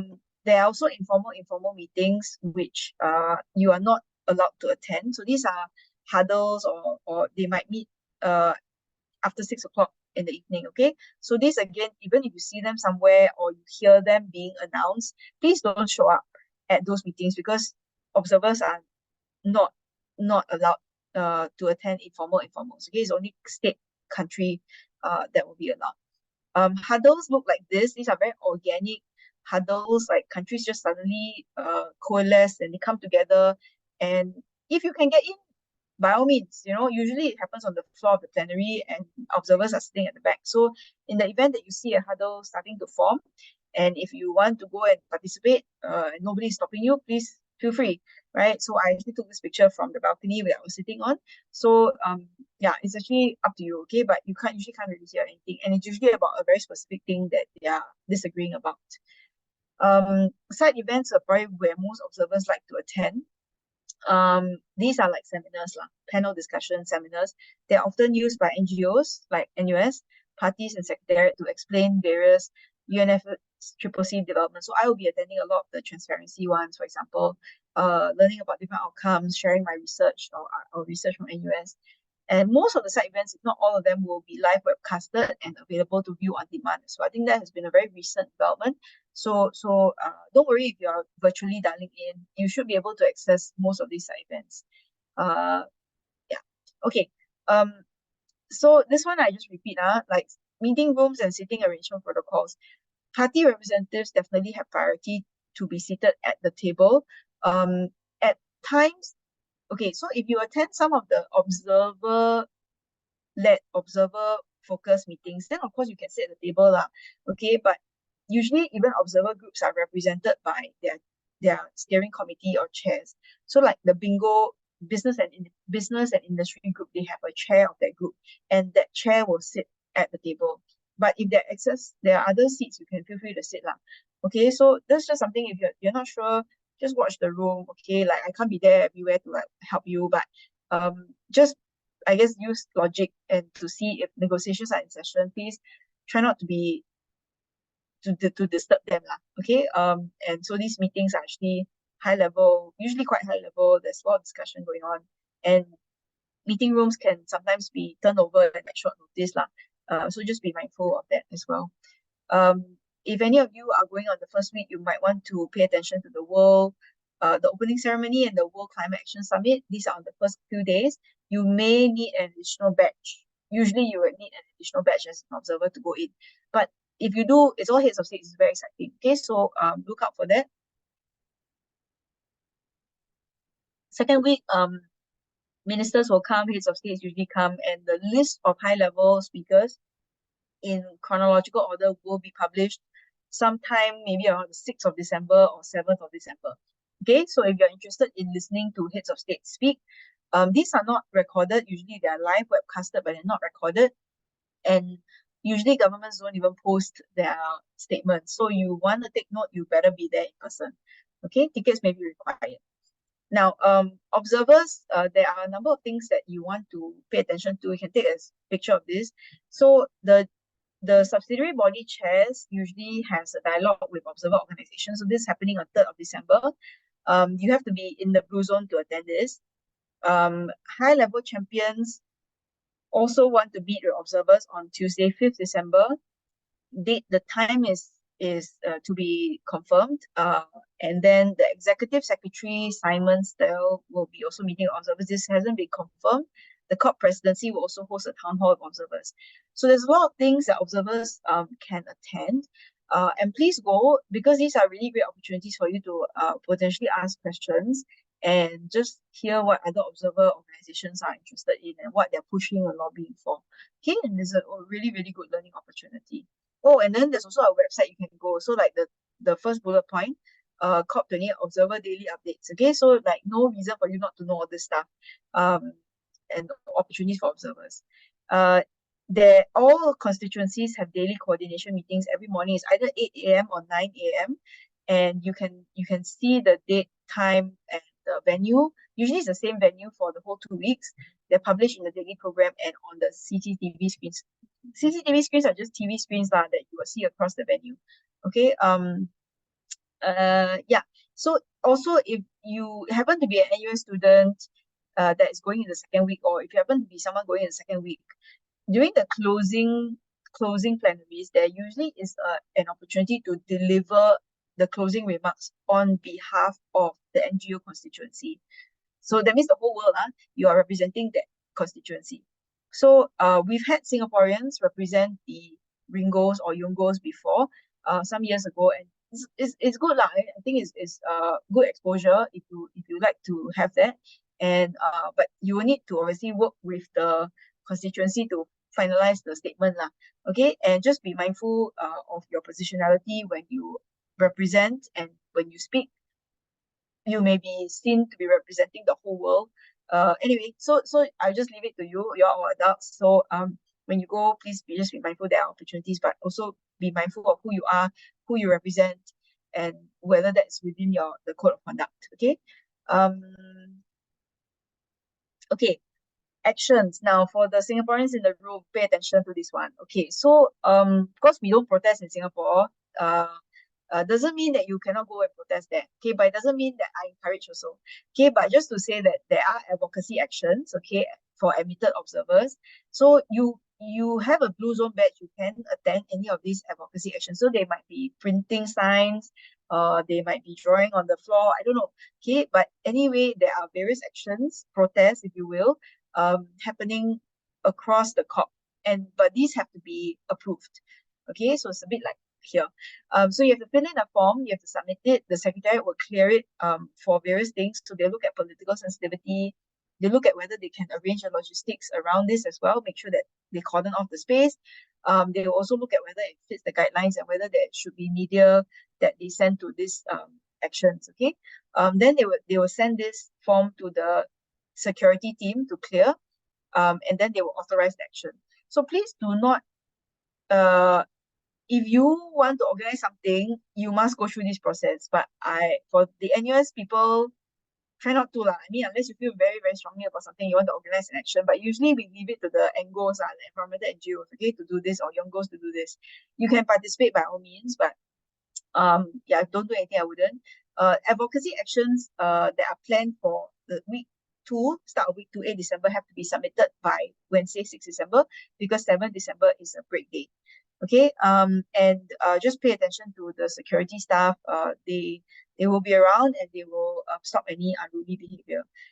If you participate in any advocacy actions outside of the Blue Zone Conference, you are subject to the rules of the host country. Okay, so it's like police of the UAE. So that one cannot control. You will do it at your own risk, at your own discretion. Okay, so if you do plan to attend anything you're not very sure can or cannot, please just drop me a note, just so that I'm aware. But yeah, like I said, just be mindful lah. Can participate one if it's very mild. Okay, like I said, these are the daily meetings for. They're all 9 a.m., which is probably wrong. But anyway, just check the constituency meetings, where it will be. Okay. Constituency officers are also available. So Ringos, you can put your bags and your barang-barang in the Ringo office, but don't leave valuables there because the room can be accessed by any Ringo anywhere. Okay, so anyone who attends the Ringo meetings, they'll be informed of where we put the key and the sign-up sheet. Then yeah, so I wouldn't leave any valuables in the room. Okay, there is a climate change app that you can download, both Android and Apple. So I would recommend that you download the UN climate change app and get push notifications lah. You can also navigate the COP virtually if you are a registered virtual participant.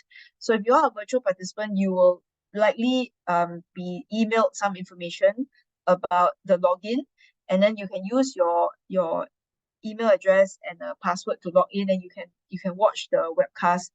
For those of you who are going physically, you also have access to the virtual platform. So the same details that you use that will be required, also your email address and your password. Okay, so a few days before you're going to COP, please try and log into the platform. There will be instructions that will be sent to you. If they're not sent to you, please let me know so I can chase them. This is how the CCTV schedule looks like. I usually put it on my phone, on my browser, so I can keep up to date with what is going on and where at the COP.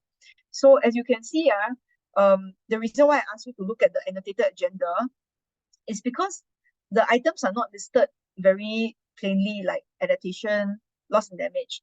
You actually need to see which agenda item it falls under, whether it falls under the COP agenda, the CMA agenda, the CMP agenda, or the SB agenda. Okay, so I've given you an example here from 2018. I'm sorry. So that was when the ad hoc working group on the Paris Agreement was happening. So it's APA agenda, but every day it changes. So would recommend you put it on your phone so that you have access to changes very quickly. Side events, the schedule is already online. So I've already gone and downloaded my side event interest areas, which is Enhanced Transparency Framework. So you can just tap on the side events schedule list, and the link is given below. What you would do is, like, let's say you're interested in capacity building, then you click capacity building, and all of the events that have been categorized as capacity building will show up. You just copy and paste it or put it in your Outlook, so you know where to turn up and for what event, right? So your COP schedule will get very busy once you start adding the official negotiations, the observer events, side events, and these are just side events that are UNFCCC led. This list doesn't even include government pavilions, by the way. Okay, so like country pavilions are totally separate, and you need to go around to the pavilions to go and scan their QR codes and figure out their programming. Okay, so my recommendation personally for you is to hit a bit of everything. But if you find yourself spending too much time at side events or country pavilions or negotiations, then you might want to shake up your schedule a little bit lah. Okay. Oh gosh, so much to, okay, 8 more slides and then we'll go into Q&A. I know it's there's a lot to cover. So the other thing is outcomes, right? So outcomes, documents and decisions are really a crucial part of the outcomes. And for those of you who are tracking negotiations, you must know how to find documents, okay? I mean, it's actually quite self-explanatory. If the COP, if the item is under COP, then it's CP. And then if it's under like CMA, it will be CMA lah. Like just the way they word the documents, okay? Documents, there will also be pre-session documents for countries to read up beforehand or take into the negotiation. There are in-session documents that are issued for the purposes of negotiations. It could be edited or revised versions of text. And then at the end, there will be outcome documents, okay? So throughout 2 weeks, there'll be different documents for you to download and read and participate in and interact with.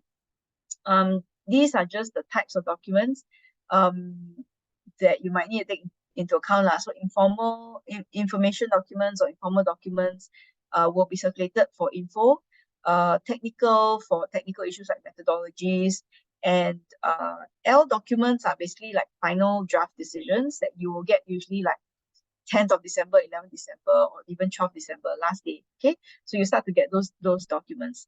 For those of you who are going, I also recommend that you maybe go and browse the UAE COP presidency website. So this is the presidency's political agenda. You know, you might be interested, and there are various ways of engaging at the COPs. You can work out a position paper on your topic. You can go to meetings or host meetings with others bilaterally or with governments, with negotiators, and advocate and show your work. Okay. Ringos is really, I mean, I'm a part of the Ringo steering committee, so I would recommend you go up to Ringo meetings in the morning if you like what we share. We share shorter versions of like how to navigate COP lah within the 1 hour every single day. Okay, you can go to the Ringo's website as well. Sometimes if you get an additional ticket to go into rooms, Ringo's will ask you for notes lah. Okay, so it's good practice to take notes maybe on Google Doc or something if you're sharing with somebody, and then you can share the notes with Ringo, and I think it's very helpful for everybody because you get to go into the meetings, right? Also, the other thing on Ringo's is Ringo's did 3 Ask Me Anything sessions with Monash University, and we've posted the links to the Ask Me Anythings, which are also recorded on the Ringo's website.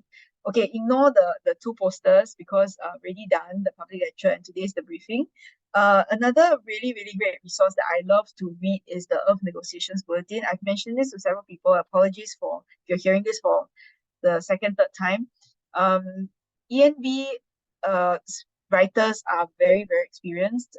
You must have at least 10 years experience of going to COP meetings, international meetings, and you must have a PhD. So like people who write for ENB are very in the know, and they write probably some of the best summaries of the COP. So if you find it difficult to follow, do read the ENB every night or next morning to catch up on what's happening. There are other documents, but this is probably one of the most neutral and best documents. And they also have a curtain raiser. So just before COP, they will issue like a COP28 curtain raiser. So like they'll recount all the things that happened last year and years before that have an impact on this year's COP. They also give you their expectations. And then at the end, they will do like a closing as well. So these are like a 15-pager, 20-pager bulletins, but well worth the read and well worth to take on the plane if you're flying out to Dubai. There are other resources like Eco as well. Eco is usually a single site, so it's like basically a newsletter. You can download it online as well, but they usually give you out a registration. There's also a TWN, Third World Network newsletter as well. They are very good. So, but those of you who are going for the first time, maybe you need to download some of these pocket guides just to brush up on these things. X handles are very good as well, very useful tools and resources. So I would recommend UNFCCC documents. Those are very good. Like, okay, I mean, yeah, if you use X, like use Twitter, the tweets will also be tagged with hashtag COP28, so you have access to all those things. Sometimes there are funny accounts as well. Like last year in Sharm el Sheikh, there were accounts that were kind of spoof accounts of what went wrong at the COP. So I mean, you're there for some time, you might as well be entertained. So that's what I would say. And finally, if you're interested in what NUS is doing at the COP, we are launching our decision theatre from our center on the 1st of December, 30th November, sorry. We are also, NUS is launching several new initiatives on health and climate on the 1st of December at the pavilion as well. And we are doing a panel discussion on more than carbon, particularly on the implementation of high integrity Article 6 projects on the 2nd of December. So we welcome all of you to attend. Kudos and a nod to my colleague Audrey, who put all of this together with our NUS colleagues and Pavilion colleagues as well from NCCS and PICO. So I think that's the end of what I have to present. I'm so sorry to take so long, but for those of you who are going for the first time, I hope it's been useful. And thank you so much. I wish that you have a very productive COP, and I look forward to seeing you. And I'll now take questions. For those of you who don't have questions, feel free to drop off. Enjoy your weekend. And so I'll start taking questions right now. And yeah, thanks so much for paying so close attention to what I've said. Okay. Anyone else has questions? No questions.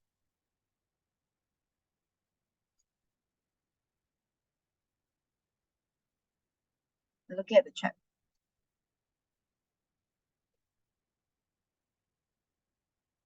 Feel free to unmute yourself also if you have any questions, and you can just ask me directly. If not, the chat is open.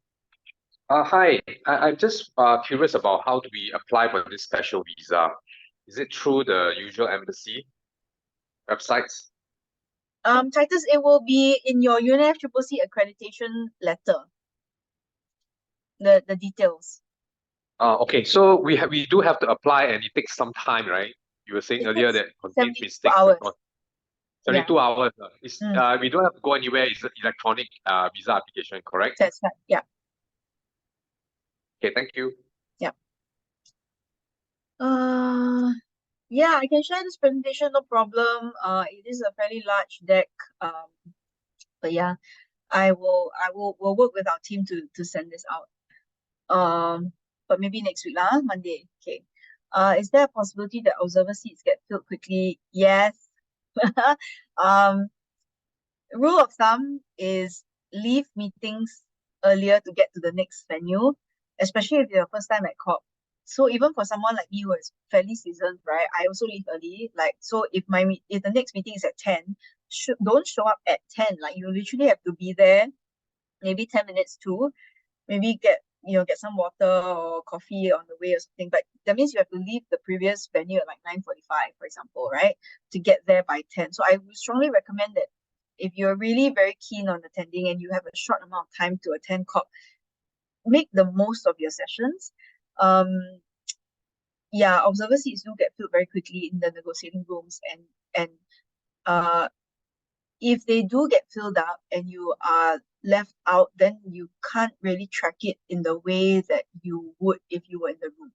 So consider what it means to you, and then show up early. Yeah, so you might have to let go of some things if you want to really be in negotiating rooms. But I think something to pay attention to is also like, actually negotiation is not the be all and all okay, so going to COP is multifaceted, and you can talk to people and you can get a lot out of speaking to people as well, not just sitting in rooms for hours and hours listening to them drone on sometimes about like square brackets. And I think just get a flavor of it, right? Just track like how they do things. It's not that really important because the outcomes will likely be different from what you're tracking. So I'm not requiring you, or the NUS is not requiring you to track like so closely, right? So it's more like you can also look at the documents that come out of COP and then come up with your final assessment, right? You don't have to be in the rooms all the time. Okay, then I will also be interested in networking with bingo. Yeah, definitely go for the bingo meetings. I don't think there's a central repository of where they're doing networking events. If I come across them, I'm happy to share them with you. But you would definitely need to go to the bingo meetings, and women and gender groups to uh talk to them and get in on some of these engagements lah. Um, I would just qualify here that because you're badged by a Ringo, there might be a perception that you are research independent. Usually it's a very neutral position, but not everyone is can reciprocate that kindness lah. Let me just put it this way. So sometimes bingos will not be welcome in other groups, and likewise some groups will not be welcome in other groups. So I'll just be mindful of that. If they say that their meetings are closed door, please then don't push it. That's my sense, so just, I guess, attend everything at COP with an open mind. Whenever one door closes, then just literally fine lah. Then just go for something else. But I can understand maybe some of you do wear multiple hats when you go to the COP. I would fully expect that you mostly wear the NUS, champion the NUS interest. But of course, I can't stop you from at times saying like, oh, actually I wanna pursue this lead and talk to somebody. Fine, no issues at all. But just be mindful that they might not see it that way, right? They might look at the badge and like, oh, you're not somebody I want to talk to. So I mean, just do things like, just if you go networking, that's how you would do it, right? Like, so gauge people's interest, talk to you, and yeah, walk away if it's just not happening lah. Okay. How do I register for events requiring registrations? Okay, so the climate summit, I think it's for heads of states. Usually observers do get some badges, but you have to go to the Ringo meetings to get those badges. So as soon as I get the info, I will send it out to Ringos will send it out. So if you're not already on the Ringos listserv, so Ringos has a mailing list. So please go to the Ringos website and sign up for their mailing list. They will transmit these opportunities directly to you. Okay, so but of course, if you go to the Ringo meetings in the morning, you will already get access to that information, and you can even line up for the extra tickets if there are extra tickets. Okay. Anybody else had questions? Yeah, so to Marcus's question, yeah, we do have to sign up for Green Zone days. The Green Zone, yeah, somebody circulated it to me already. I posted it in our WhatsApp chat. So if you can go to the WhatsApp chat, the Green Zone website is there already. But I think if you Google Green Zone COP28, you should find it quite easily. And you actually do have to sign up individual days. And I don't know if you're allowed to sign up for multiple days.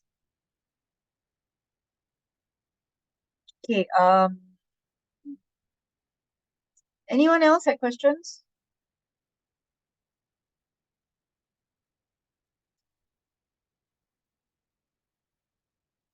Time check is 12:01.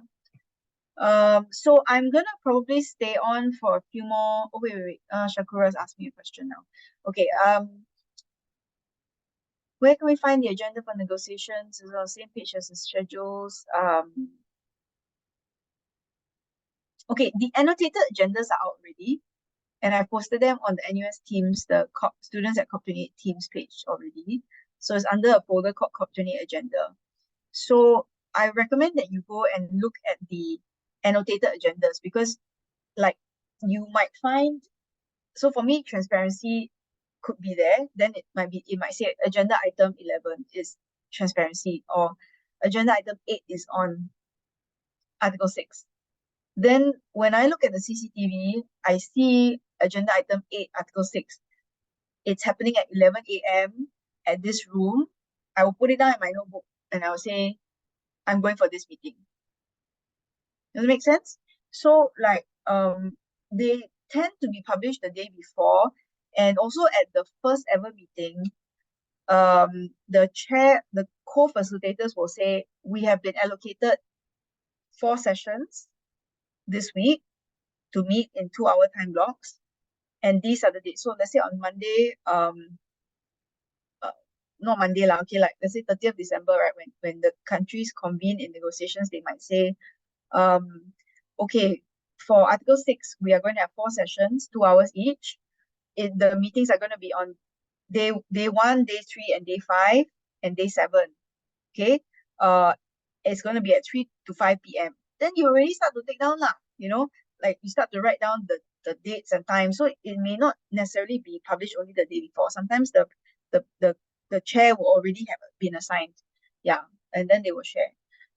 Some particular negotiating items, they have an email list and they don't care whether you're a country or observer. So for Article 6, there is an email list going around and I'm on the email subscription. So sometimes I also get emails about when the meetings are held, whether they're informal documents that I can read ahead of time.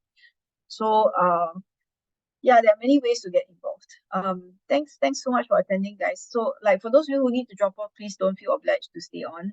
Unless you have any further questions, I'll stay on for another 5 minutes. But thanks so much for attending. The recording should be up next week. So you need to go back to any of this and we'll figure out a way to send you the slides as well. Thanks everyone. Okay, but I'll just stay for 5 more minutes. If any of you want to unmute and ask me questions or chat with me, I'm very happy to do that as well. So we'll close it about 12:10. Thanks, Shakura. Anyone else? Hi, Melissa. Hi. Hi. Yeah. So the negotiations is not based on days lah. So it can be, it's not like this day they only negotiate these things, and then this day they only negotiate these 2 things. Or they can just be any random day. Yeah, it's not that random actually if you think about it, because they actually do have to allocate time and sometimes countries complain if things are not given the Priority, like they're not given equal time. So if they see on the agenda there's a lot of mitigation, then they see not enough adaptation, then they'll complain.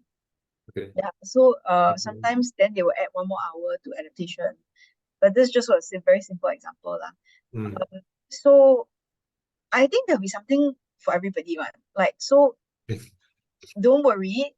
Okay. If the negotiations, there are no negotiations that you're interested in on the days that you're there will be side events that you'll be interested in.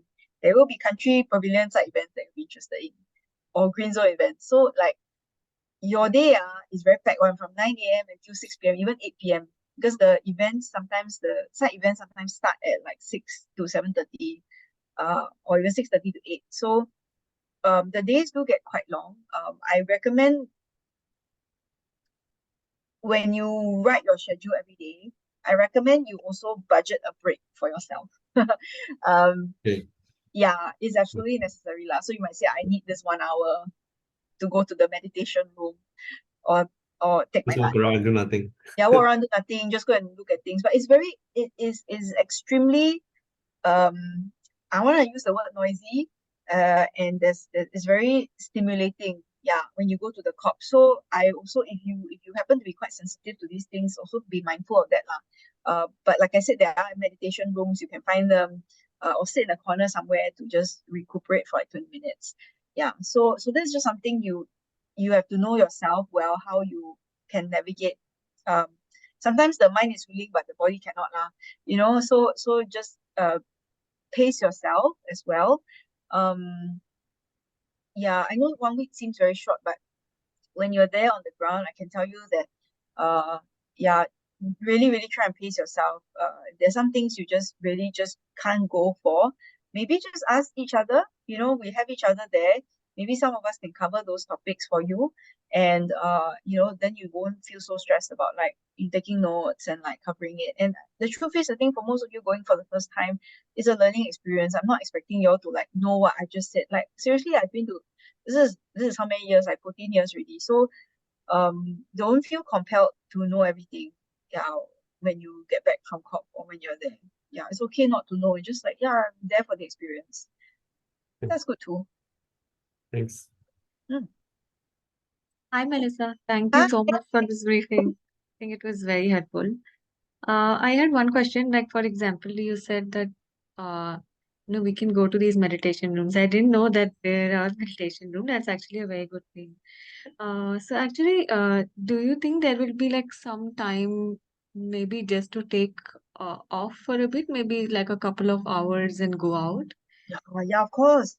Of course. Please do that. I mean, you don't have to report to me. As I said, all of we're all adults, and I think all of us can figure out how we work best. And if you so we do encourage you to attend the morning Ringo meetings because these are really good for coordination, getting to know people. It's a really great networking opportunity as well for students, early career researchers, anyone we really welcome everybody from all walks of life at Ringo's. And we also give mini presentations about specific topics at the Ringo meetings. But of course, during the day, if you feel like you want to retire a bit early, head off at like 4 or 5 o'clock, I'm not going to stop you. These is your own time, is how you want to experience the COP.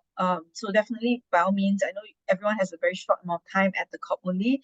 So feel free to head on out into the city and enjoy the city of Dubai. Yeah, I mean, again, you need some self-care time, so please do that if you need to. But the COP venue should be self-sufficient generally. If you need anything at all, like food, water, drink, they should have a small little like shop also in the event that you need anything. But obviously, bring all the things that you need to the venue, because if you're there for a whole day, you probably need some sustenance.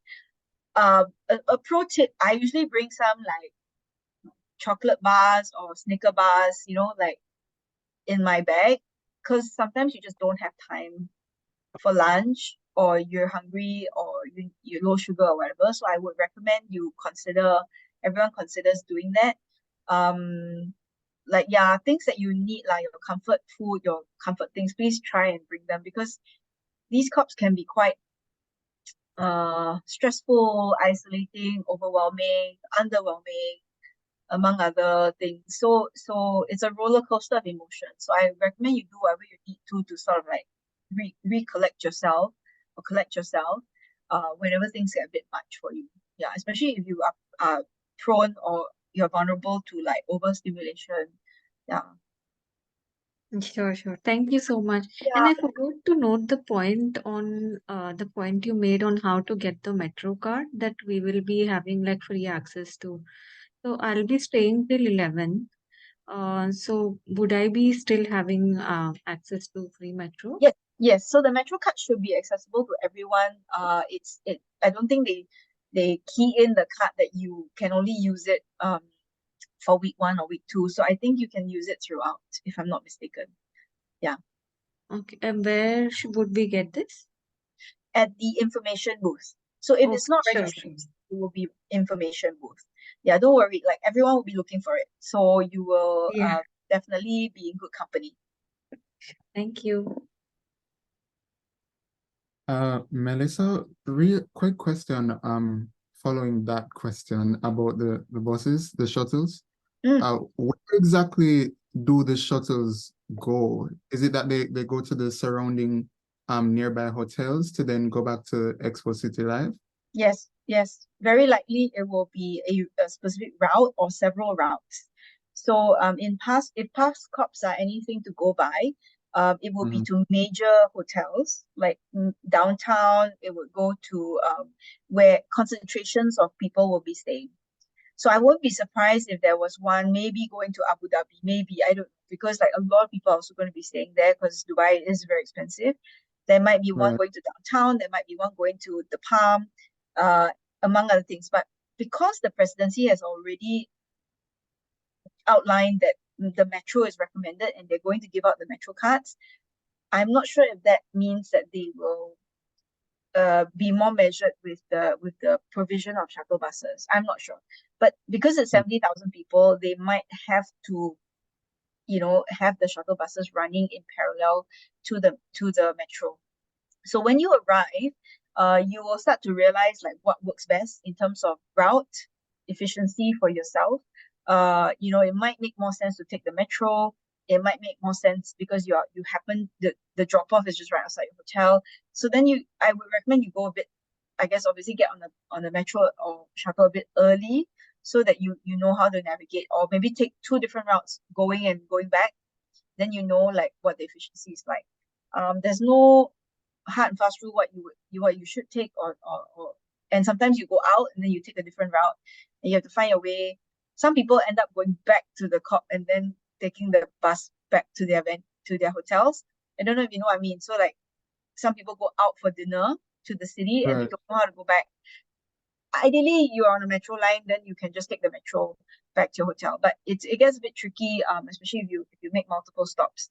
But when you get there, I think when they give you the NOL card, or any metro station, you should be able to pick up a map anyway, or key it into your Google Maps, and you should be able to get to where you need to get to. Yeah. And the shuttles would just be running all the time, like throughout the day, I imagine. It should be at specific intervals. Okay. Yeah, I think in Dubai it should be fairly on time. I've been to a number of COPs now, and it really depends, you know. So at the Doha COP, which is fairly, I guess, comparable in terms of scale, and obviously, you know, it's in the region. So the Doha COP, I know they had buses running every 20 minutes. In Sharm El Sheikh, maybe every 10 minutes, because it was the only way to get around, you know. And so it really depends, and some routes might be more crowded than others, the buses. So if it's crowded, then you might have to obviously wait for another bus. So I would prepare early. I think that would be my recommendation. So have options available, and also leave your accommodation early so that you can get to the venue on time. And also there's security clearance, right? So definitely, if I'm aiming to go to a Ringo meeting at 9 a.m. and it takes me an hour to get to the COP venue, then I would definitely leave by 7:30 in the morning, because it takes me an hour to get there. So I reach the venue at 8:30, clear security half an hour, and looking for the room. So maybe even 7 a.m.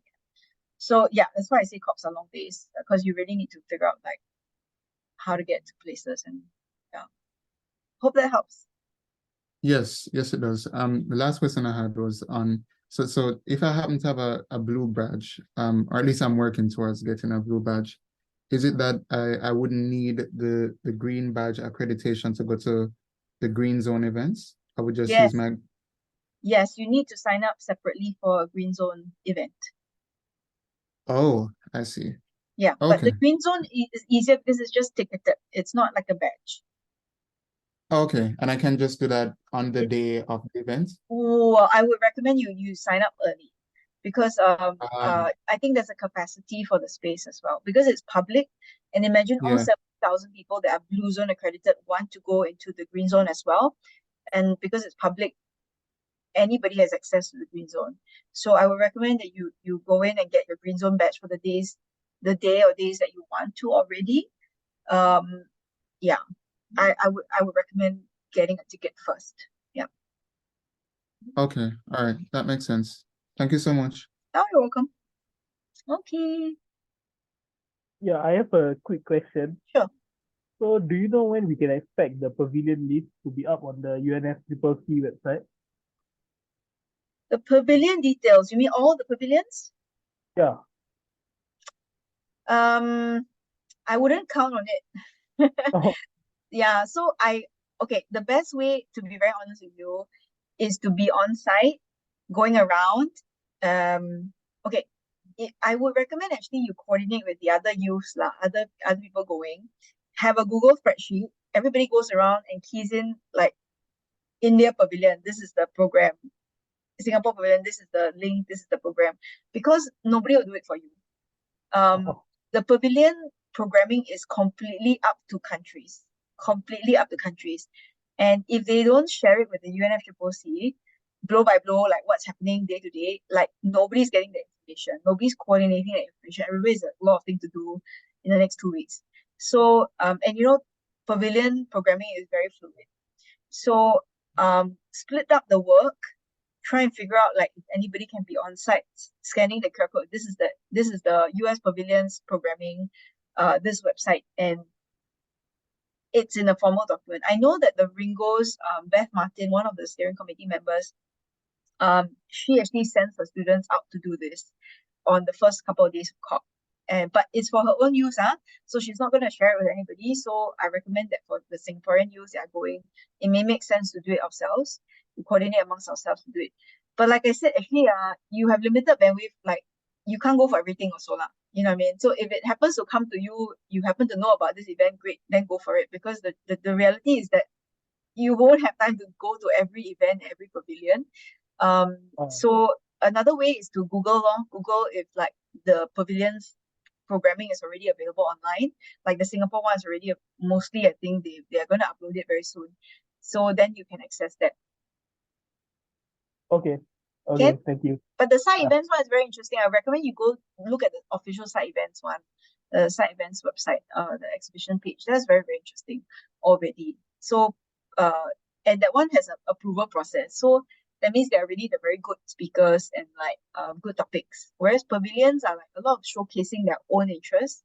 You know, it's like they're going on the offensive, like charming people. Hey, yeah, this is what I'm doing. Sell koyok lah, you know, like selling their own ideas and propaganda. So I recommend you actually consider going for official side events, a bit more neutral, a bit more objective, usually.